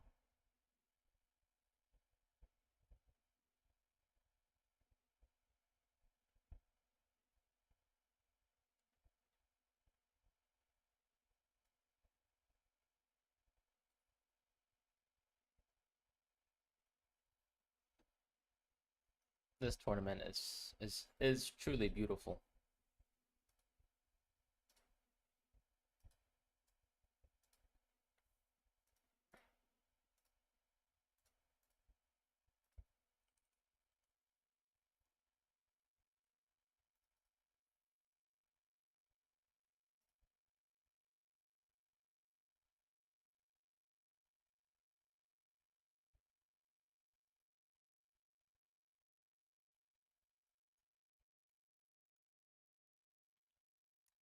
-4 from Cancelo. Diaz is so overrated. He very well might be. He very well might be. Making fun of myself in a way since I'm Belgian. You love football. No, I agree. Football's not about domination. I'm Spanish, and I can tell you, like, when we play versus a team like Morocco and we lose, like, I'm embarrassed that we didn't make more of that game. Create enough chances. Maybe that's also my Real Madrid mentality. Like, like I mean, like it's like a lot of athletes, like Rafa Nadal, will say something like, if it doesn't matter, right? Like everyone loves to say if, but it's no one cares at the end of the day. So for example, when like Rodri says, "Oh, this team didn't play well," or this team didn't do anything, like, well, I mean, the reality is you lost, right? So, why would you start Pepe when you have Inacio? But I'm not really. I mean, what has Pepe done wrong this game though?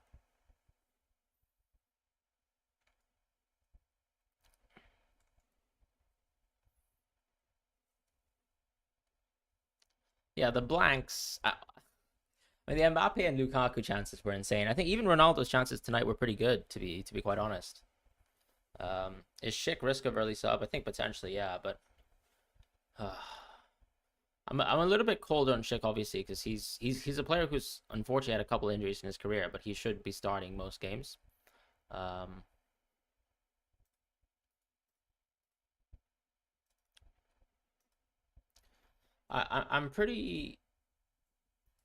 I'm pretty high on maybe just going for Kane, I think, and then Kane plus a defender and call it a day. No need to do anything too crazy, I would say. We're about to get a captaincy blank. This is crazy. Maybe we should have just stuck on Trent, but hard to have sort of predicted that ahead of time. And we still have 23 minutes.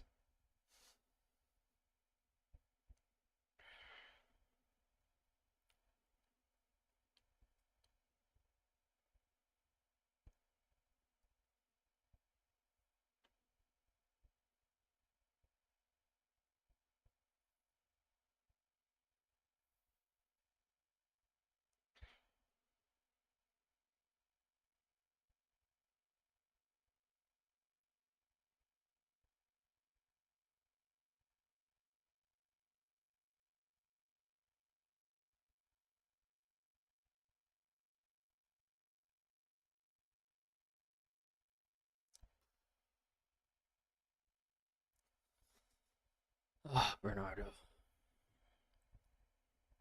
It's probably one thing that he's actually not very good at across.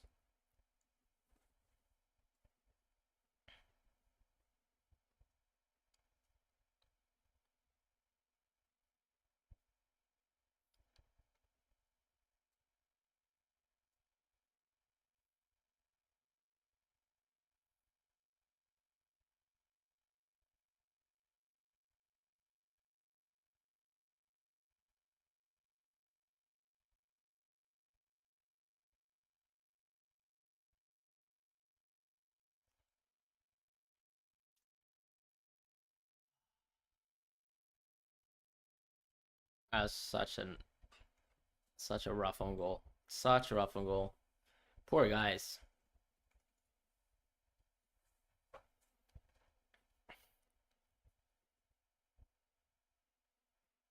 Oh, that's unfortunate.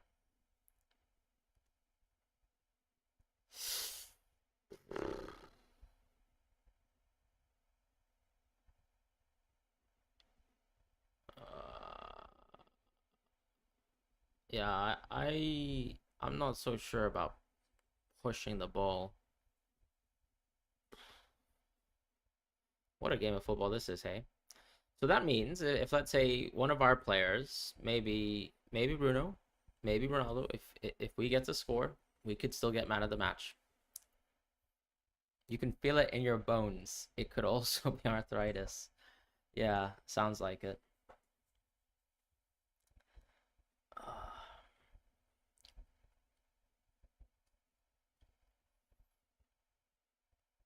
How can the captaincies have all been this average?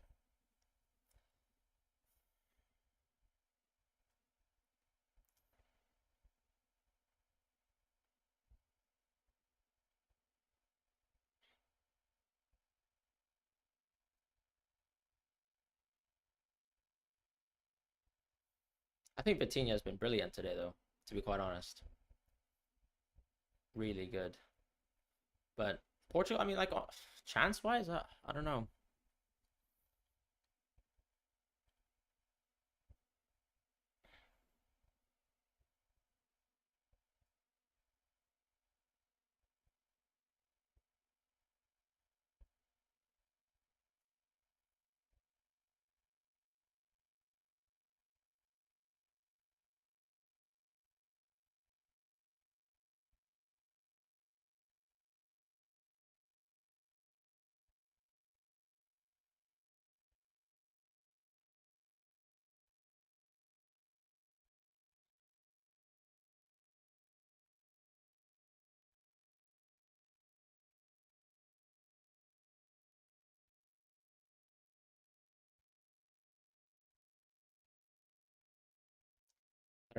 I'm really not seeing how Bruno gets man of the match. I'd be shocked.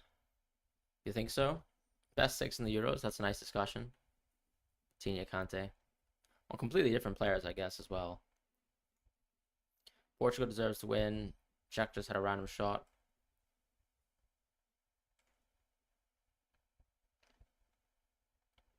I think Mendes will. I don't think Mendes will get the assist because there's two touches for the own goal. The keeper touches it and then another player touches it. Whereas Mbappe actually his cross is what created the actual own goal. The person who created the own goal was the goalkeeper, right? So I don't see how that's a Nuno Mendes assist.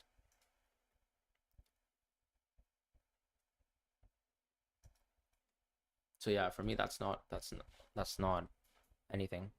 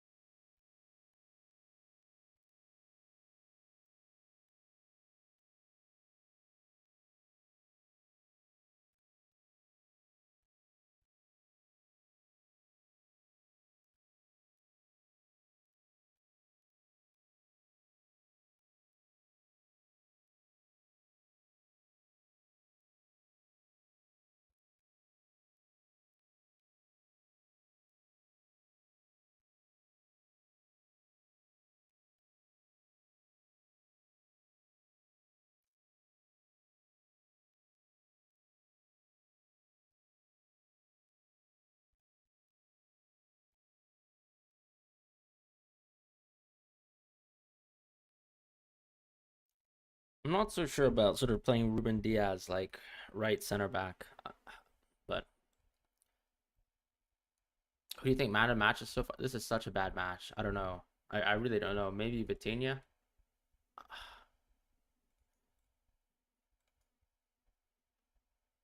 Could be the Czech goal scorer, to be honest. Provod, I guess. I don't really know, to be honest.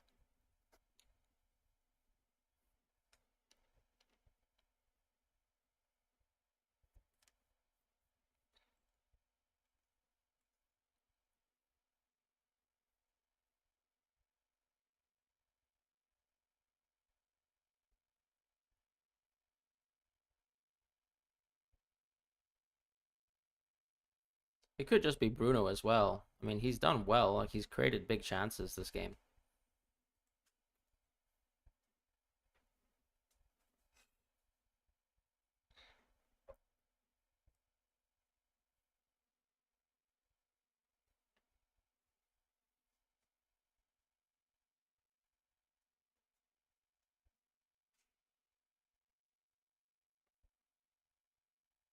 Like I still feel like you should probably sacrifice one body, right, to just have another attacking player within this team.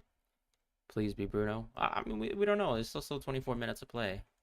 Oh, sorry, maybe 25. Sorry, I mean, just 20.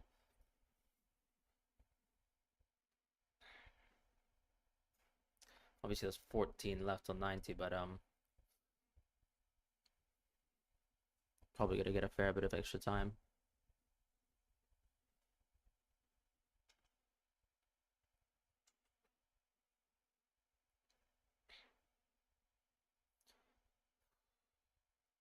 Yeah, I don't think anyone has been stunning today, so this is the worst match and probably the worst man of the match so far.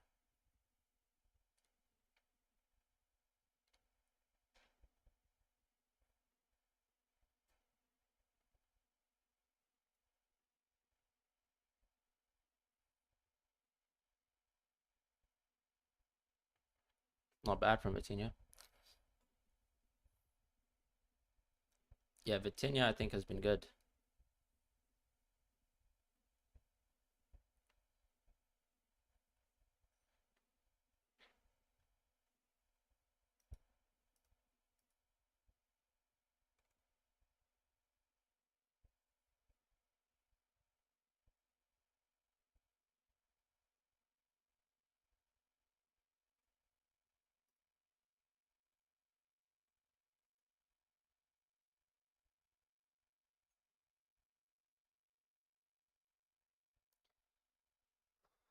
It's been a rough watch. This is a rough watch, for sure.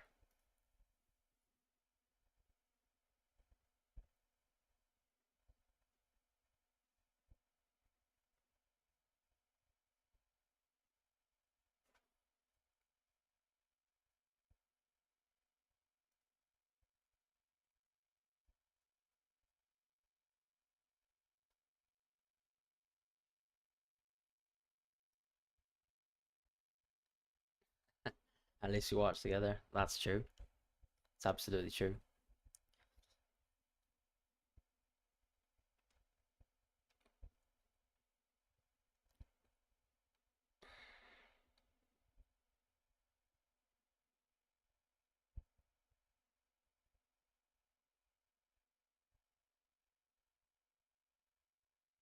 That check throw in was cheating, basically. Nice from Bruno.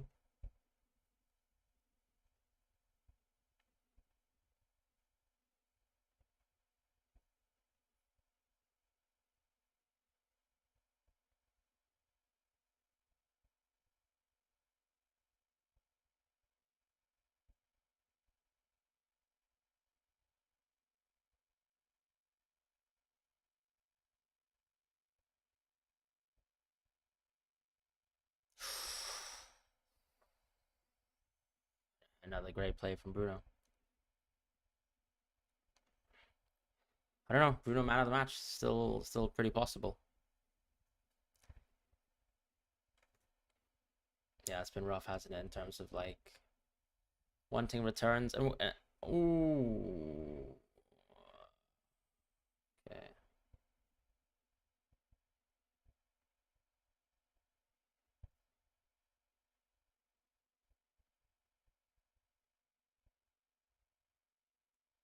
I don't know. I don't know what Bruno's crying about. Uh,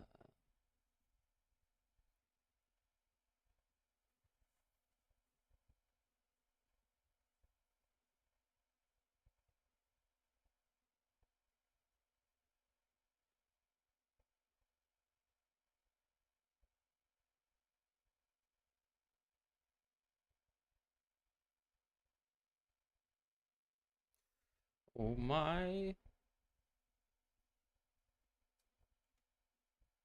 Oof. Oof. I don't think it should be. Are you saying 2-0 and Czech Republic don't deserve anything? I kind of disagree with that. Obviously, Portugal are dominating the game possession wise, but it's not like they're extremely clean. Chances like that, I don't know.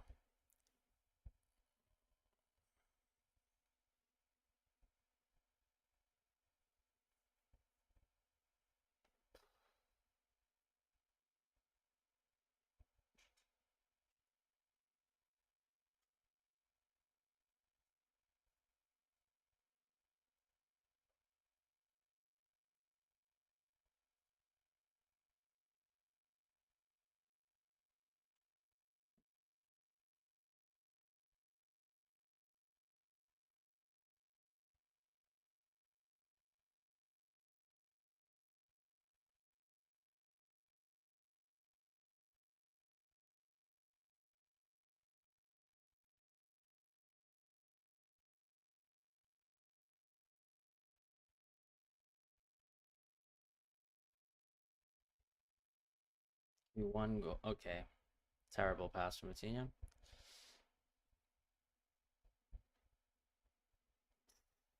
What was that?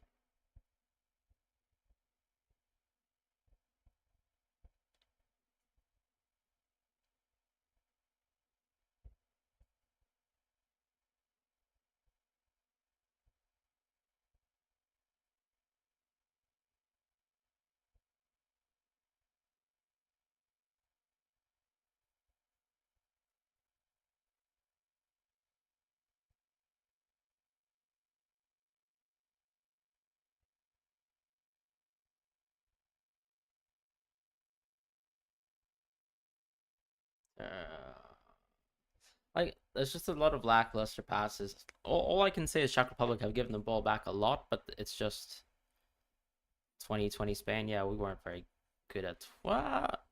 Well, in the Euros, I thought we were really good in the Euros in 2021. I disagree with that. I thought we were really good in the last Euros. I thought we were so much better than our World Cup version. I thought we dominated Italy on the chances as well. If you watch the game back, like we played with Oyarzabal and we just didn't have good finishers. It's like if we had Ronaldo, for example, like in some of those matches, we were definitely going to go to the final, in my opinion. Because if you have a look at the highlights versus Italy, we scored plenty of goals versus Switzerland, Croatia as well. But if you're talking about the last World Cup, like outside of the Costa Rica game, we were awful to watch for the most part.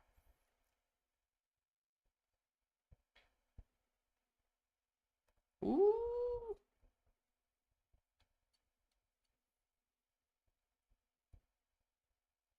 Okay, that's a yellow, no? Maybe not.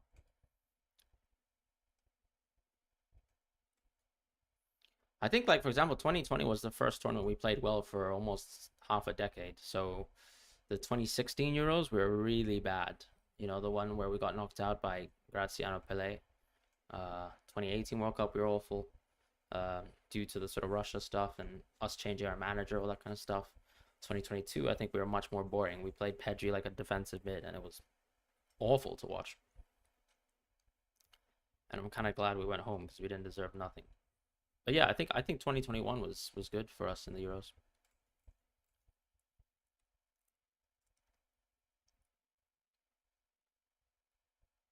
The only one thing I don't like about the Spanish national team is Unai Simon. Drives me insane how bad he is on the ball sometimes. And of course, he caused the mistake the other day as well for the penalty.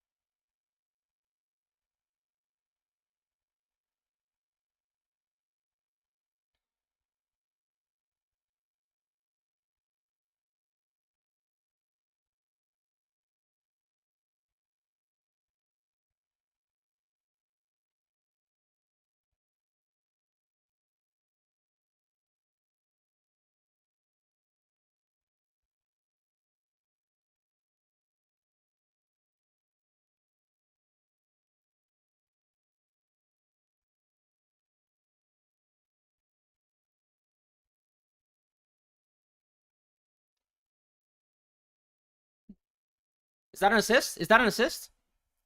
Does that count as an assist? That might be an assist, right?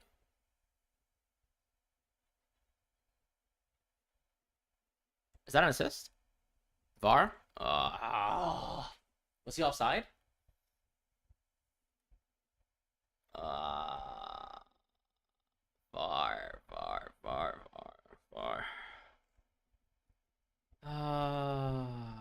Fine, fine. That's depressing.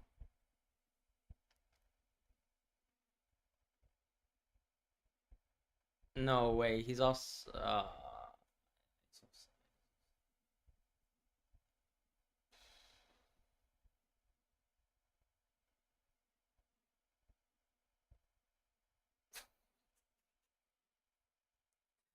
Ah, When are we gonna get something in this tournament? Uh,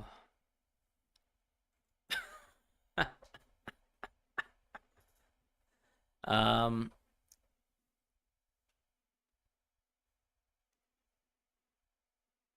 disallowed goals. I don't know.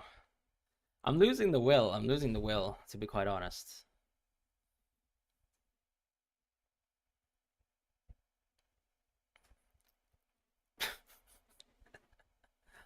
Oh man.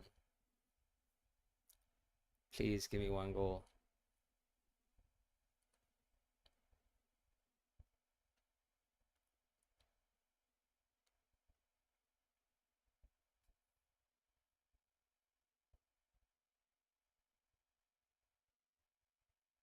Nice ball to Nuno Mendes. It's too much. Oh.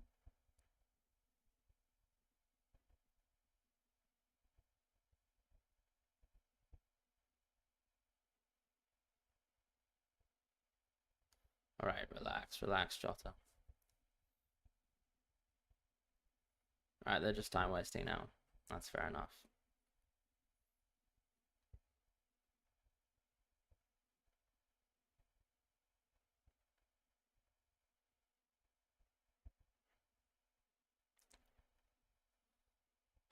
That offside, man. I'm so over. I'm so over this. Hey, Trini, hope you're doing well, man. Nice to see you.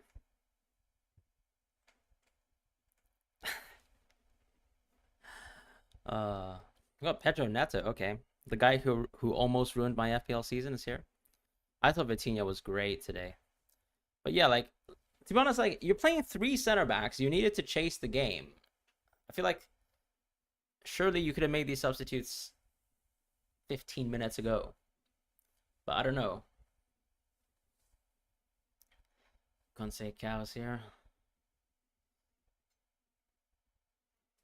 Commentators absolutely butchered his name, probably worse than me. I don't know if it's Conseil Cow, but it's definitely not Consissi Cow. I'll say that. Um, you can't believe they conceded. I don't even know anymore. What's it?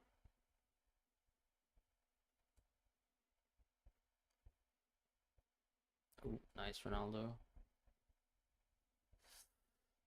No. Sufal.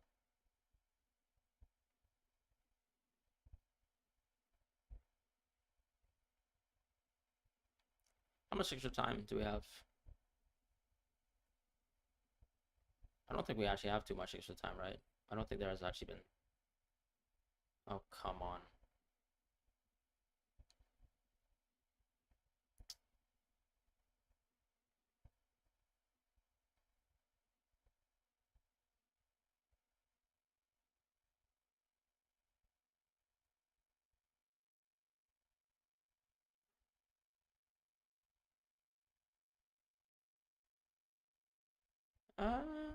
Maybe. That does kind of look like a foul, to be honest, but that's like a moving screen in basketball, if you will. All right, Pedro Neto, please assist my goat. No, he's not really my goat, to be fair. Are you joking, Conseil Cow? Okay.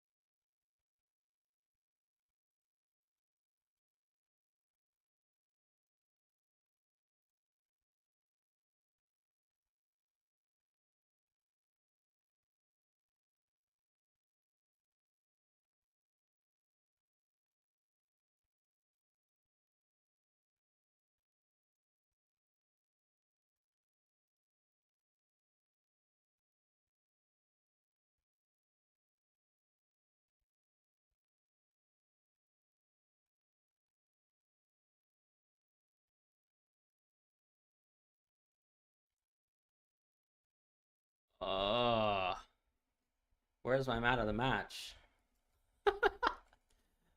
Fine, fine. Good substitutes. Good substitutes, you know. That's incredible. That's incredible.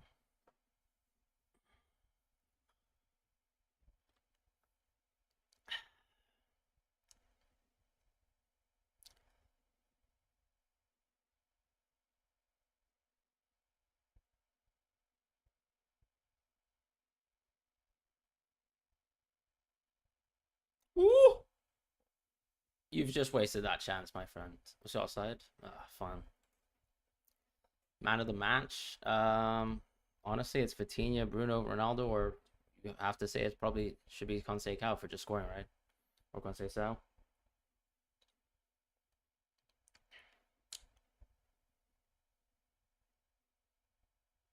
Oh, it's crazy. I didn't even know that the defender made a mistake there. That's just unfortunate. But I guess when you're defending for 90 minutes straight, you're going to make a mistake. And technically, they've made two mistakes, to be fair. So Branagh has actually scored the own goal, and he's also had the misfortune of almost basically assisting Conceição.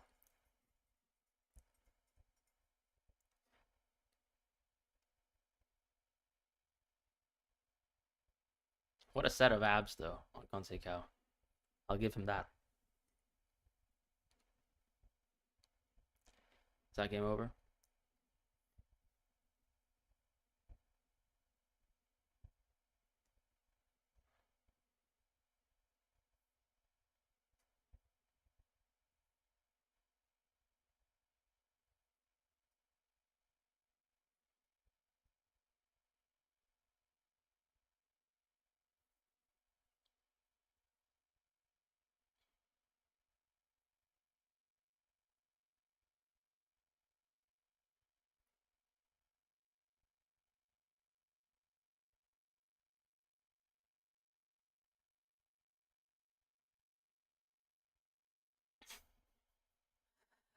Uh,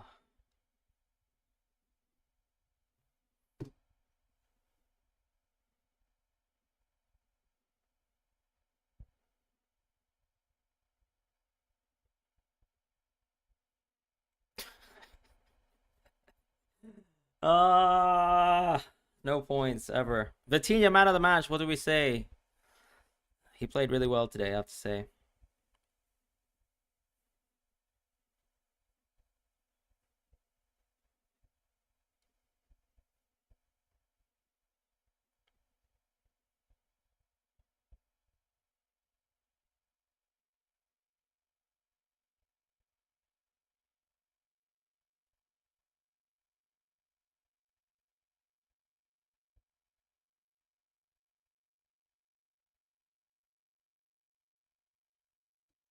Unbelievable. It's Vitinha, man of the match. My transfer is probably Kane and a Croatian defender at this rate. This is terrible. It's fine. Take it easy. It's just the Euros, my friends. Back to FPL where we can maybe cook a meal for once.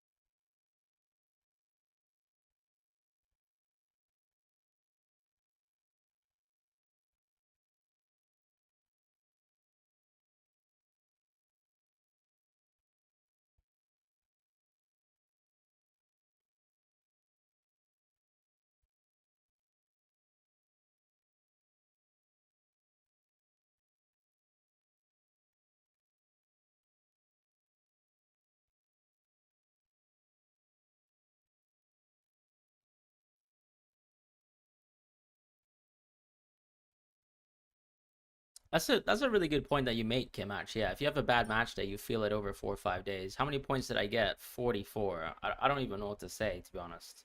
I don't even know what to say. This is definitely something. This is so bad. Wow.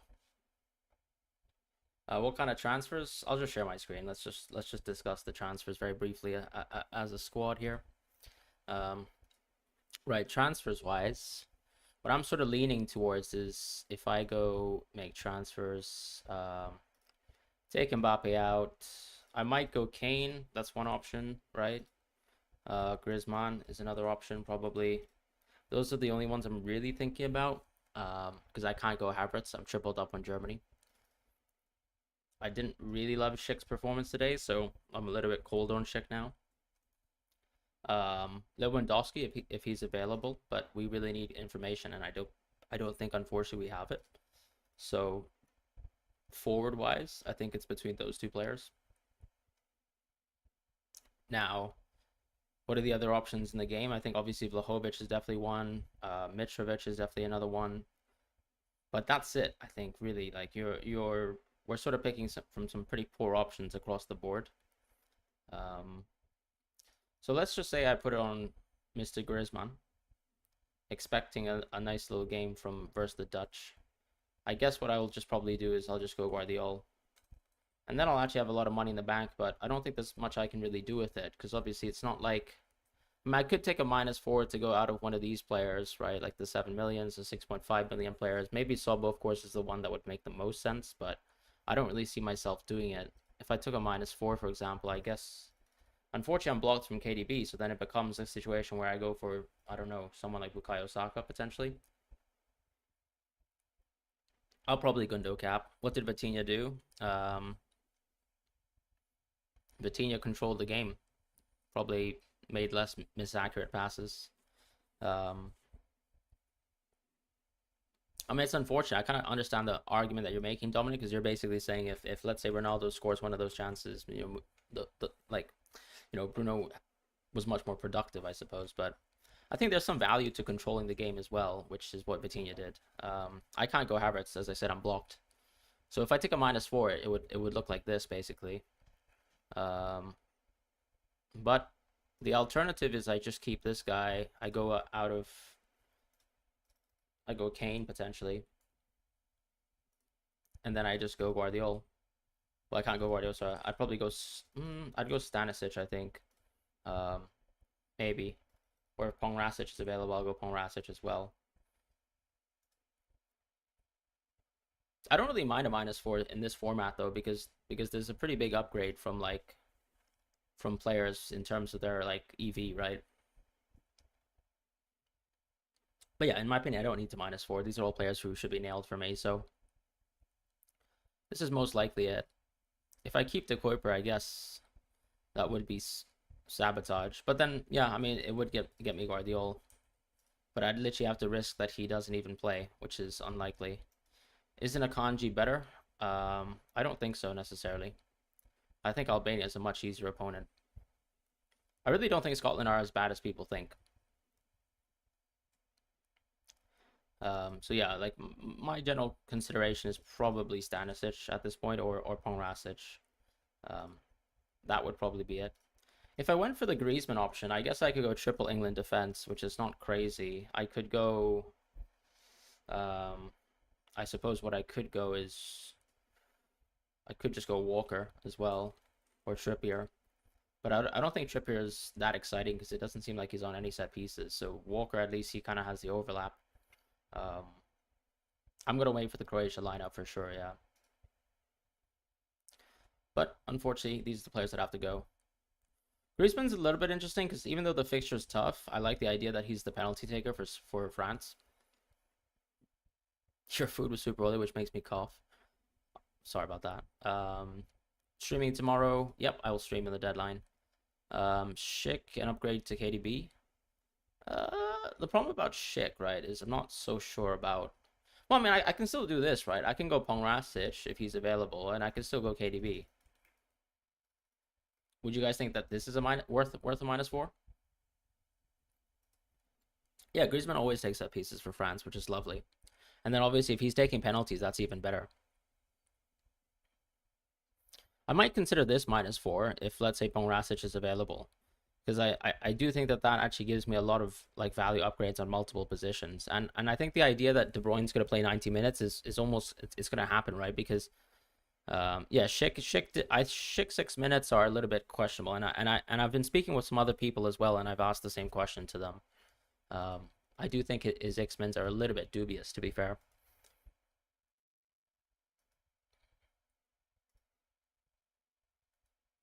Pras on 58. Yeah, good for him. I think he had, I mean, he had World's captain, right? So that's like an additional, I don't know how many points, maybe 15. You already have Guardiola. That's a good idea. Mbappe, Griezmann, and Sobo to Bellingham viable. Yeah, I can do that. I can do that. You guys actually prefer Bellingham over De Bruyne? Yeah, I think that's the question, right? I think England's fixture is pretty tough. Whereas, like, okay, fine, Romania absolutely cooked Ukraine, but I don't know. I mean, do I really think they're that much better of a defense? I'm not quite sure.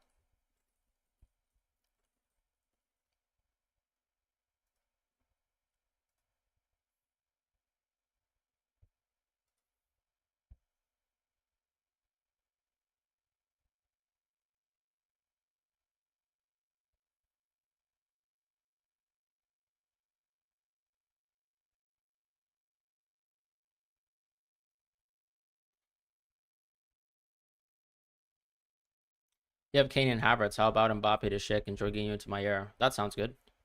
5 goals conceded in 10 matches, qualification to Romania.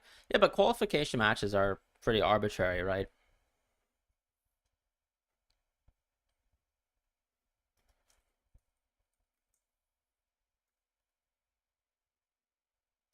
Like the matches are versus like, unfortunately, to be honest, like they're against much weaker opponents in some situations.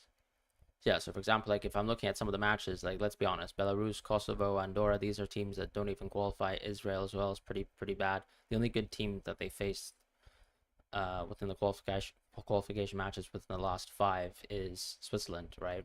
And Switzerland, obviously, when they were playing at home, that was 2-2, and that makes a huge difference because you're no longer playing at home. This is a neutral ground.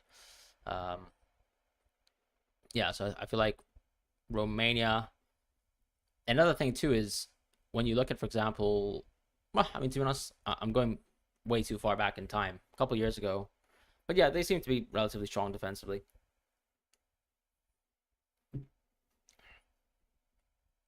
We can definitely say that. Although, yeah, once again, probably their best opponents that I've seen recently was Germany in 2021.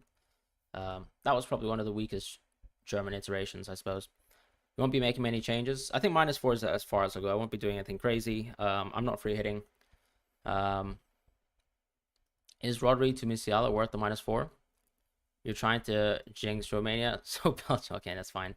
Yeah, Mbappe is pretty much confirmed to miss the game. Yeah, that's true. Gundo to Xhaka, Mbappe to Havertz. Yeah, but like I would still have De Bruyne at the end of the day. I mean, sorry, I'd still have De Kuyper at the end of the day. I'm not sure about Shaqiri being benched again. It could happen though. Rodri, bad option. I mean, Rodri is, yeah, arguably he's a bad option. The question, I guess, is whether Sobo is better or Rodri is better. Which is, I think I still might prefer Rodri, if I'm being honest, over Sobo, just because the quality of the fixture. Like, I think we can give Italy a match. I'm not sure if, I think Hungary and Germany is a little bit lopsided. But yeah, you did Sobo to Rodri. -4. -4 just means you're taking, for example, like if I take 3 players out, as you can see here, it's -4 points to my. I mean, I don't think a -4 is even that bad. I still rate Ronaldo up tonight. I mean, like I can't do anything about it, can I? I mean, do you rate any forwards after tonight? Is it just Havertz? Are you going to take Dennis Mann from Romania because he got 3 assists? Like, you still have to have some faith in these elite forwards, right, who play for good teams and will get good chances once again. Ronaldo, good chances tonight. Lukaku had great chances. And on a different day, you'd still take those bets, in my opinion, unless we're just going to completely chase last week's points, which, that's just never how football works out. Most of the time, at least. Unless the player is obviously just very good. And Havertz is very good. I just can't get access to Havertz. And I'm to be honest, I'm still pretty confident in the German defense. So yeah.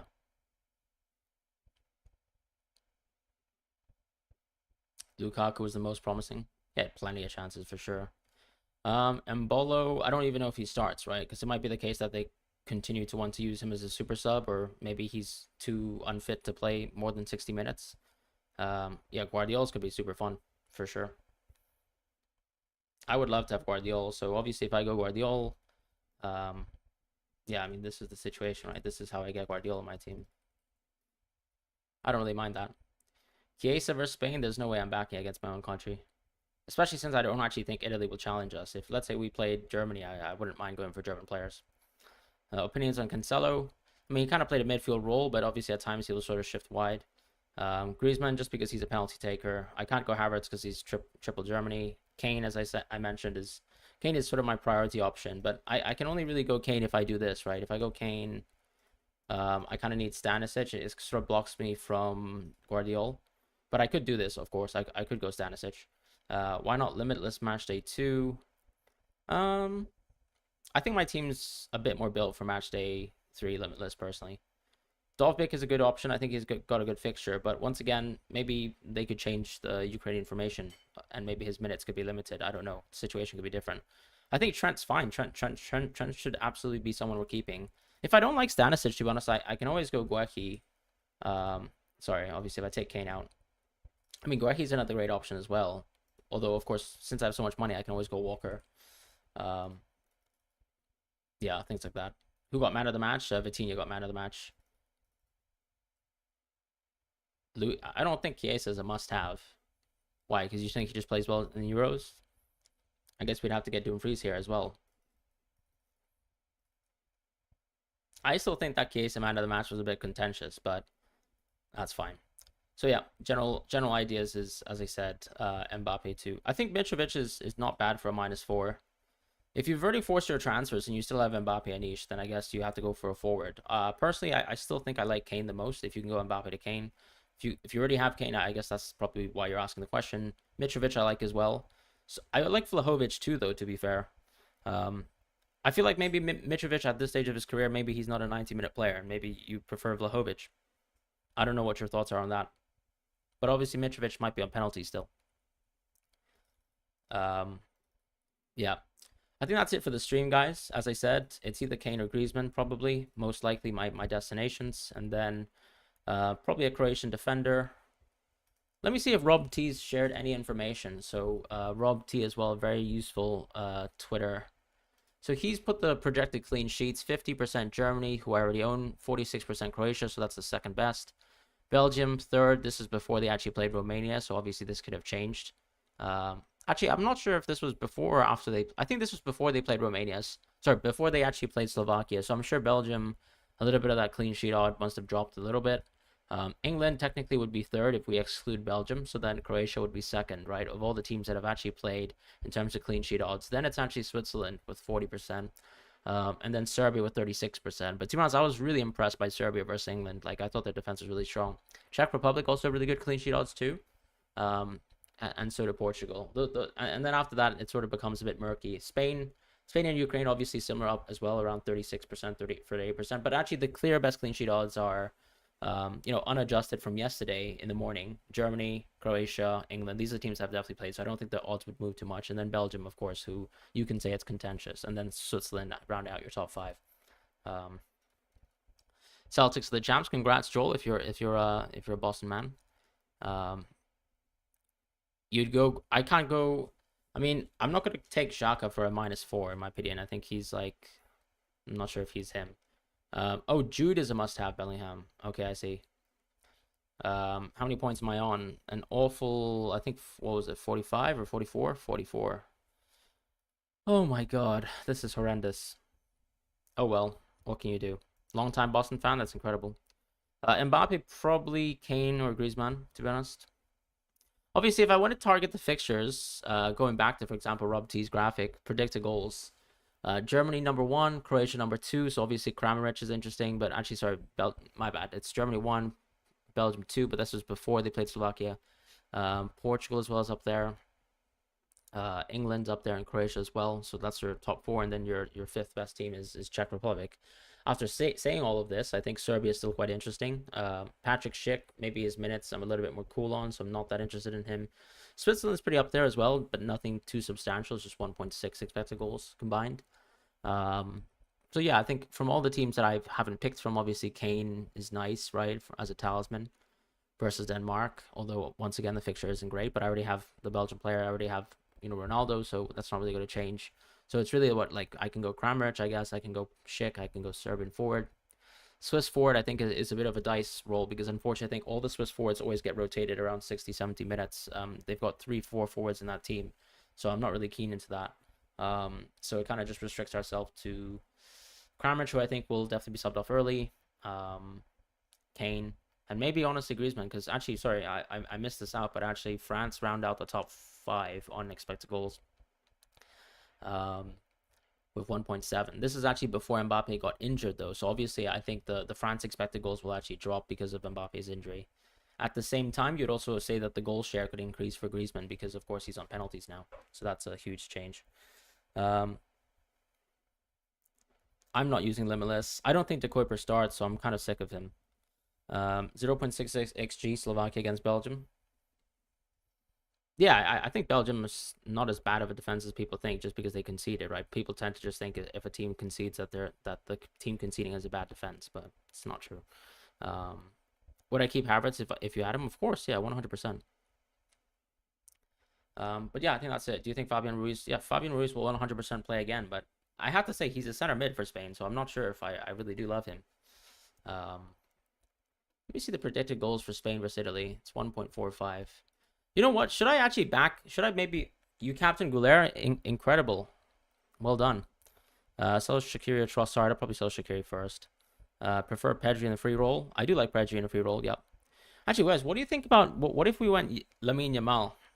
What if we went Lamine Yamal? Just to support my own country, why not? I don't know. I'm getting desperate here. You made a fatal error. I don't think they're fatal errors. Well, I mean, my whole team is a fatal error, so look at that. Minus red arrows everywhere. It's hard against Italy, I agree. He is a support winger, but I think he's so good. That's the vibes. That's the vibes option, but would I prefer Foden or Bellingham? Bellingham. Yeah, I mean, I don't know. I'll probably still go Kane, to be honest. But I'll think about it. I don't really mind Griezmann plus like, let's say an English defender, or Griezmann plus Guardiola. I think that's interesting as well. You made transfers before Mbappe got announced as out. I would just take a -4. If all you need to do is make one transfer, I would just take a -4. But if you need to make multiple, obviously consider it. Yeah, I speak Spanish. Would you think it's smarter to use Limitless or Wildcard first? I have around 7 changes I could make. Well, I think the question is also, you probably need to ask yourself later on, like, would you... I do want to go Guardiola for sure. I don't even... yeah. Grimaldo Frimpong will play. I think Grimaldo won't play. I think Frimpong could play. I still think they're both pretty risky, to be honest. I would say the Spanish sort of starting 11 should still have Cucurella in it. So I don't really see Grimaldo really getting in unless we're still unsure about it and we're going to rotate. If 4 mil defender starts, you're going him and De Bruyne and Kane. I don't mind that. Is it worth to take out Van Dijk for other defender like Guardiola? I think it is worth it because, I mean, it's... Well, I mean, you could also argue that actually with Mbappe being out, you know, you might be a little bit lower on France. So it's less scary, potentially. I think it's smarter to use the wild card because if Mbappe is gone, well, then you've got actually access to a cheaper budget, right? You don't really need to spend that much. Do you think it's a good moment to use wild card or no limits? I would use the wild card because, as I said, if Mbappe's out, you probably don't actually need to spend as much money on the game, right? Potentially. How many points am I on? 44. It's been terrible. Can't remember how bad it is. This is probably the worst start to a fantasy game I've ever had. Guardiola, Yamal, and De Bruyne. That's cooking. The thing is, I could still go Griezmann, Yamal, De Bruyne, right? Actually, I don't even know. I probably do have to go Yamal. No, yeah, exactly. I don't necessarily need to go Yamal. I can still go. I can't go Griezmann actually. Yeah, I have to go Yamal. Then at 7 million, I think I'd probably still. I'd probably punt on Vlahovic.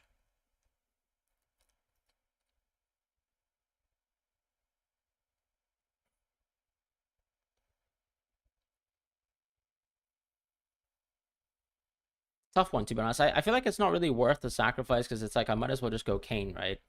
In this situation. But I can't go Guardiola without.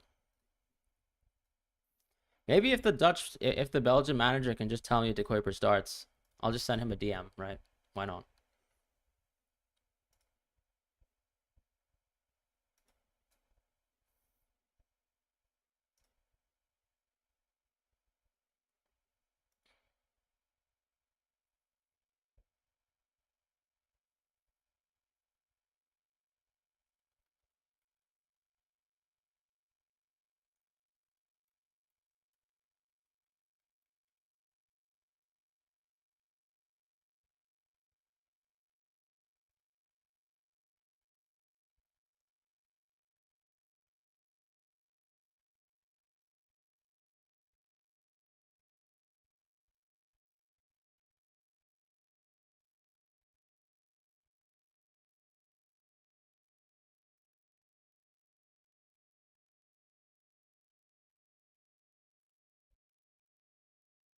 Doc was a really good shout. Yeah, to be honest, it's actually not too bad. Am I happy keeping Sobo? Not really, but then I don't mind it.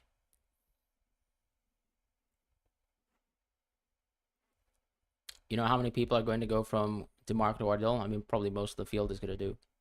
What is wild card? I'd probably keep Bruno. To be honest, I still think he was really good today. You could go to Kuiper, Gundo, Mbappe out, KDB, Havertz, and Guardiola in. It's not a bad idea actually.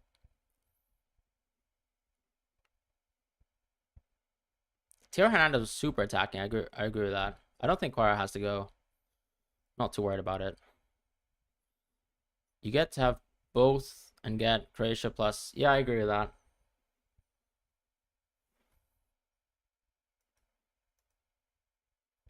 With Limitless 3 attack, I'd probably still go Ronaldo if I'm honest. I'd probably go Lukaku. And I'd probably go Havertz. Probably Ronaldo, Lukaku, Havertz. I'm not getting Bellingham Flapjack, but I'm so happy that you did. Well done. You finally have a good, boring Real Madrid player in your team, so congrats. Mbappe and Shaqiri for Musiala and Griezmann. I think that was good transfers. Yeah, Theo's rapid. He used to be a Real Madrid player actually. We sold him, unfortunately. And maybe we're trying to look to get him back in the future. Fran, I think Havertz is a good shout. Go for it then, Liam. It's not a bad idea actually. But I still don't think really Gundo is worth like a -4. But then, yeah, I just think like if I just go Kane, I'm happy with it. Is Mbappe out 100%? Yeah, from Matchday too, as far as I understand, from what I've read and from pretty reputable news sources, that's basically what we've gotten confirmed. Yeah, good luck, Liam. Would you go triple Germany attack on Limitless? Yeah, I'd probably go Flo Musiala, Havertz. Why not?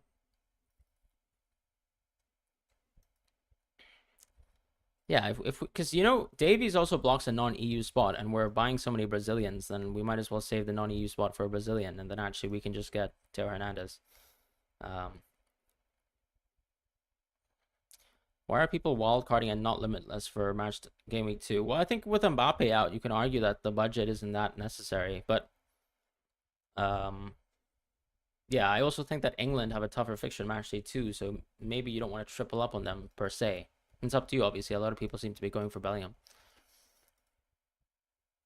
I think you can do whatever you want in this game, which is proven by the point that a lot of people who sort of targeted match day 1 have benefited a lot better than, for example, someone like myself who's going for a wildcard 5. Right now, team do you think is the weakest? I think my midfield's pretty bad right now, I suppose, if you want to argue that. Am I going live every deadline? On paper, yeah, I should be. At least match day 1, match day 2, match day 3.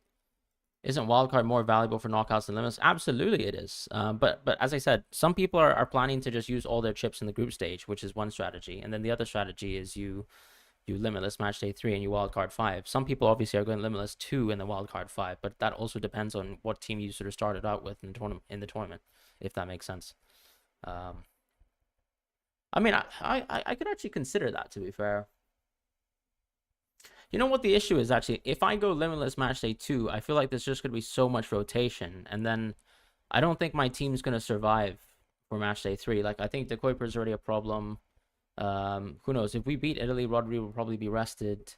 Gundo, Ta, Middlestad can all be rested potentially. Maybe not. Maybe not Ta, to be honest. Trent could be rested match day 3. Mbappe might not come back match day 3. Lukaku probably has to play match day 3, I think, at this point. Pickford will probably play anyways. But I think there's, yeah, actually, it's not a bad shout. Limitless match day 2. But then Kvaratskhelia will have a tougher fixture. And then Sobo will have an easier fixture. So I suppose there's that. So I think those two just cancel each other out. I think why not just take the chance and just know that Gundo, Tan, Middlesat all start and just enjoy that. I don't know if Trent is going to play match day 3. That's my issue. Trent, I don't know. Mbappe, I don't know. He might actually come back, which is nice. De Kuiper's not going to play. Lukaku will play. I think Ronaldo can get rested, right? Surely for match day 3. If Portugal win the first 2 games, surely you rest Ronaldo match day 3. I think it makes the most sense. But then maybe he wants to pad his stats. I'm just kidding, by the way. Am I going to deal with Lunin? Nah, I don't care. I've got Pickford. What time will I be live tomorrow? Just, I think, 1 hour and 50 minutes before the deadline. I might actually go for Gundo captaincy tomorrow. Ronaldo will play. Yeah, but I mean, he really is at a different age, so I think it does make sense to rest him a little bit. What do you think about transfer out Mbappe for Lewandowski? I mean, I don't know if Lewandowski's fit, so that's the issue. Do we know Trent is playing match day 2? I mean, they spent a whole year practicing Trent in the midfield. I don't think they're going to throw it away in match day 2. Kim, you really think De Kuiper might play? You really think so? According to sources? And what are the sources? No offense, I just need to know.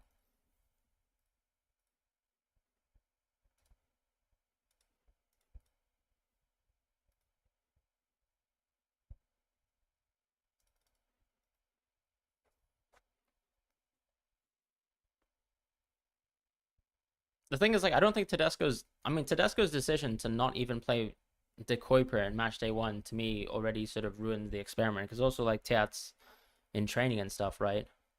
Um, just media talk. Interesting. I guess what people are pretty upset about the fact that he didn't play De Kuiper within your own country. Is that the case? I mean, it seems like Tedesco likes to do his own thing, right? Which is the issue.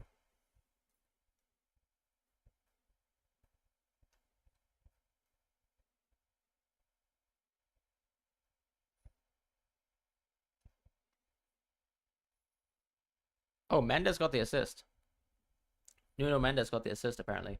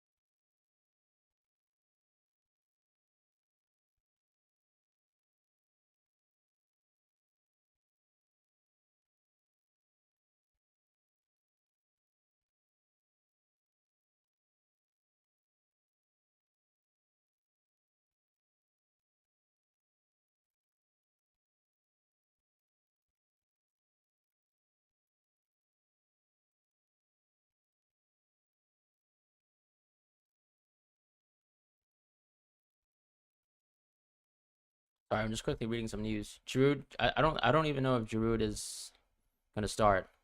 Never known France so quiet. Sorry, Flapjack. I was actually just reading some Twitter news. Reading some pretty sad news because apparently 11 a lot of people have been charged backing his website, which is like terrible. Try to promote 11 as much as possible. I think Kramaric will be really great. Yeah, I think Kramaric should start tomorrow, but obviously we'll get the lineup, so we'll see what happens. But obviously the issue with Kramaric is he's usually a sub off, right? He can barely play 90 minutes. You got Kuiper, Darmian. Yeah, Darmian has to go. Mbappe, Jorginho, Sobo. I mean, to be honest, the players that you're probably happy to just make do with, I'd say Sobo is definitely not an issue when I look at your team. The other four people probably are. You could consider a wild card. I also think that, I mean, you could probably, worst case, get away with just Kuiper, Darmian, and Mbappe, and then just -4. What do you think of Modric?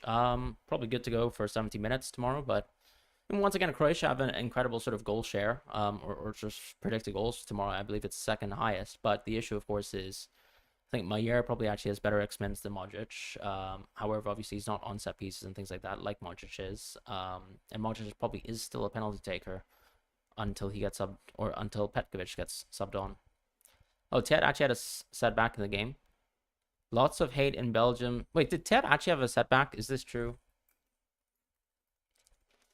Are you really going to where I don't see the setback news though.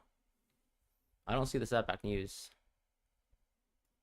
No, Mbappe has already been confirmed, even though he's not going to have surgery, and even though he's going to wear a mask, that he's not going to play for the Dutch. I've got 44 points, so one of the worst game weeks ever. Yeah. So you can start to laugh. It's just a joke. Do I keep FaZe or DeMarco? I think keep FaZe.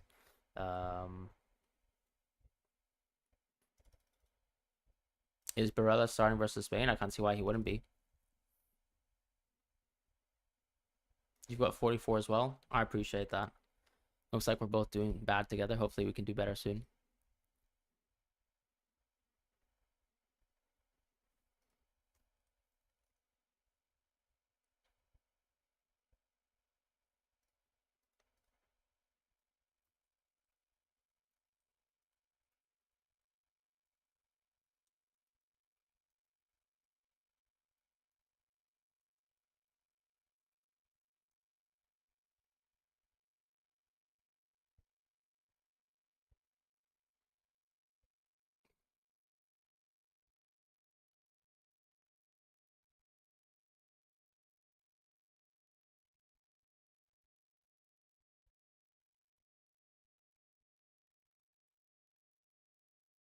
Giroud. I don't even know if Giroud's gonna start, my friend. For 7 million, I probably wouldn't go for either. I don't mind Kvaratskhelia though. You think he's the one? I mean, go for him if you think he's the one. Don't have German attack, so should I to be honest, actually, you know what? You actually make a good point, to be fair. I guess they could start Giroud once again. Yeah, you know what? And then Giroud would take the penalty as well. You might be right, actually.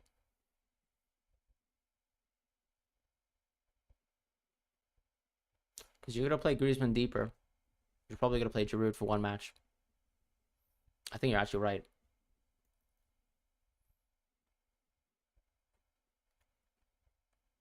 All right. Can someone who actually has the news article in chat actually let me know, please? Because that's pretty important to my decision making.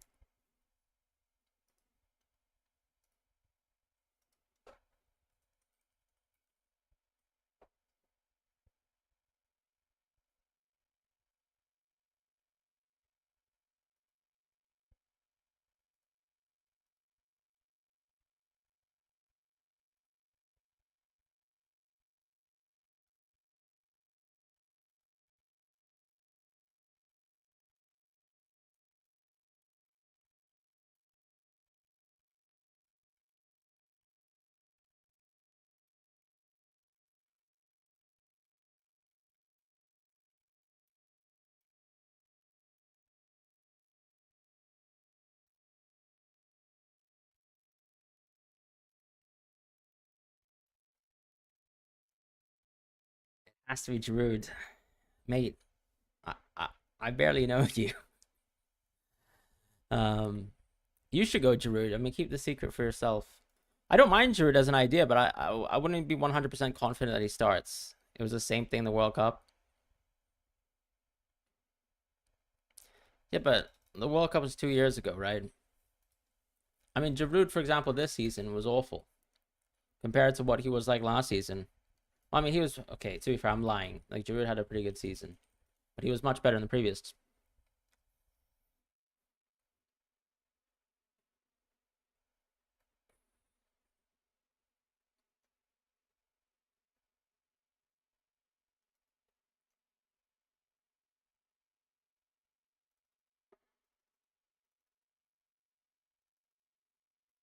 Nah, I'm just waffling. Maybe we should just go Giroud. Giroud. Do we go Giroud? He could be the one.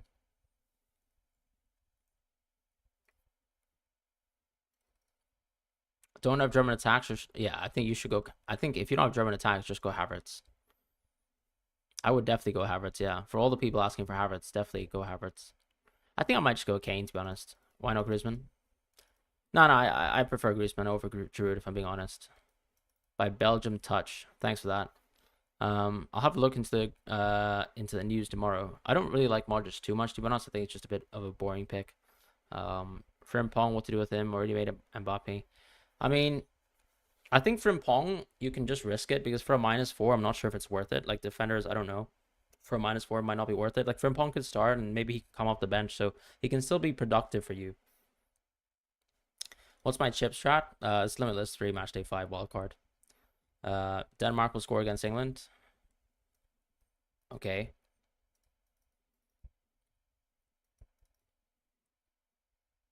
Am I going to use unlimited money on? No, I'm just gonna use Limitless Matchday 3. You're incentivized to use your Limitless Matchday 3 because it's a free hit, right? So it'll return your squad to a previous squad, and you need as many free transfers as possible in the knockouts, so you don't want to use Limitless later. Walker, Guecki, I'd still probably pick Walker. All right, I think that's it for the stream. Seems like we're gonna just lock on either Griezmann or Kane. I'll find out in the Croatian lineup tomorrow, but I'll be on the deadline stream anyway, so we'll make some ideas, or we'll come up with some ideas. But yeah, I'll see you guys tomorrow. Take care, and goodbye. Love you guys as well. Take care. Have a good evening. And sorry about the lack of goals. 0 goals, by the way. That's incredible. It's too funny.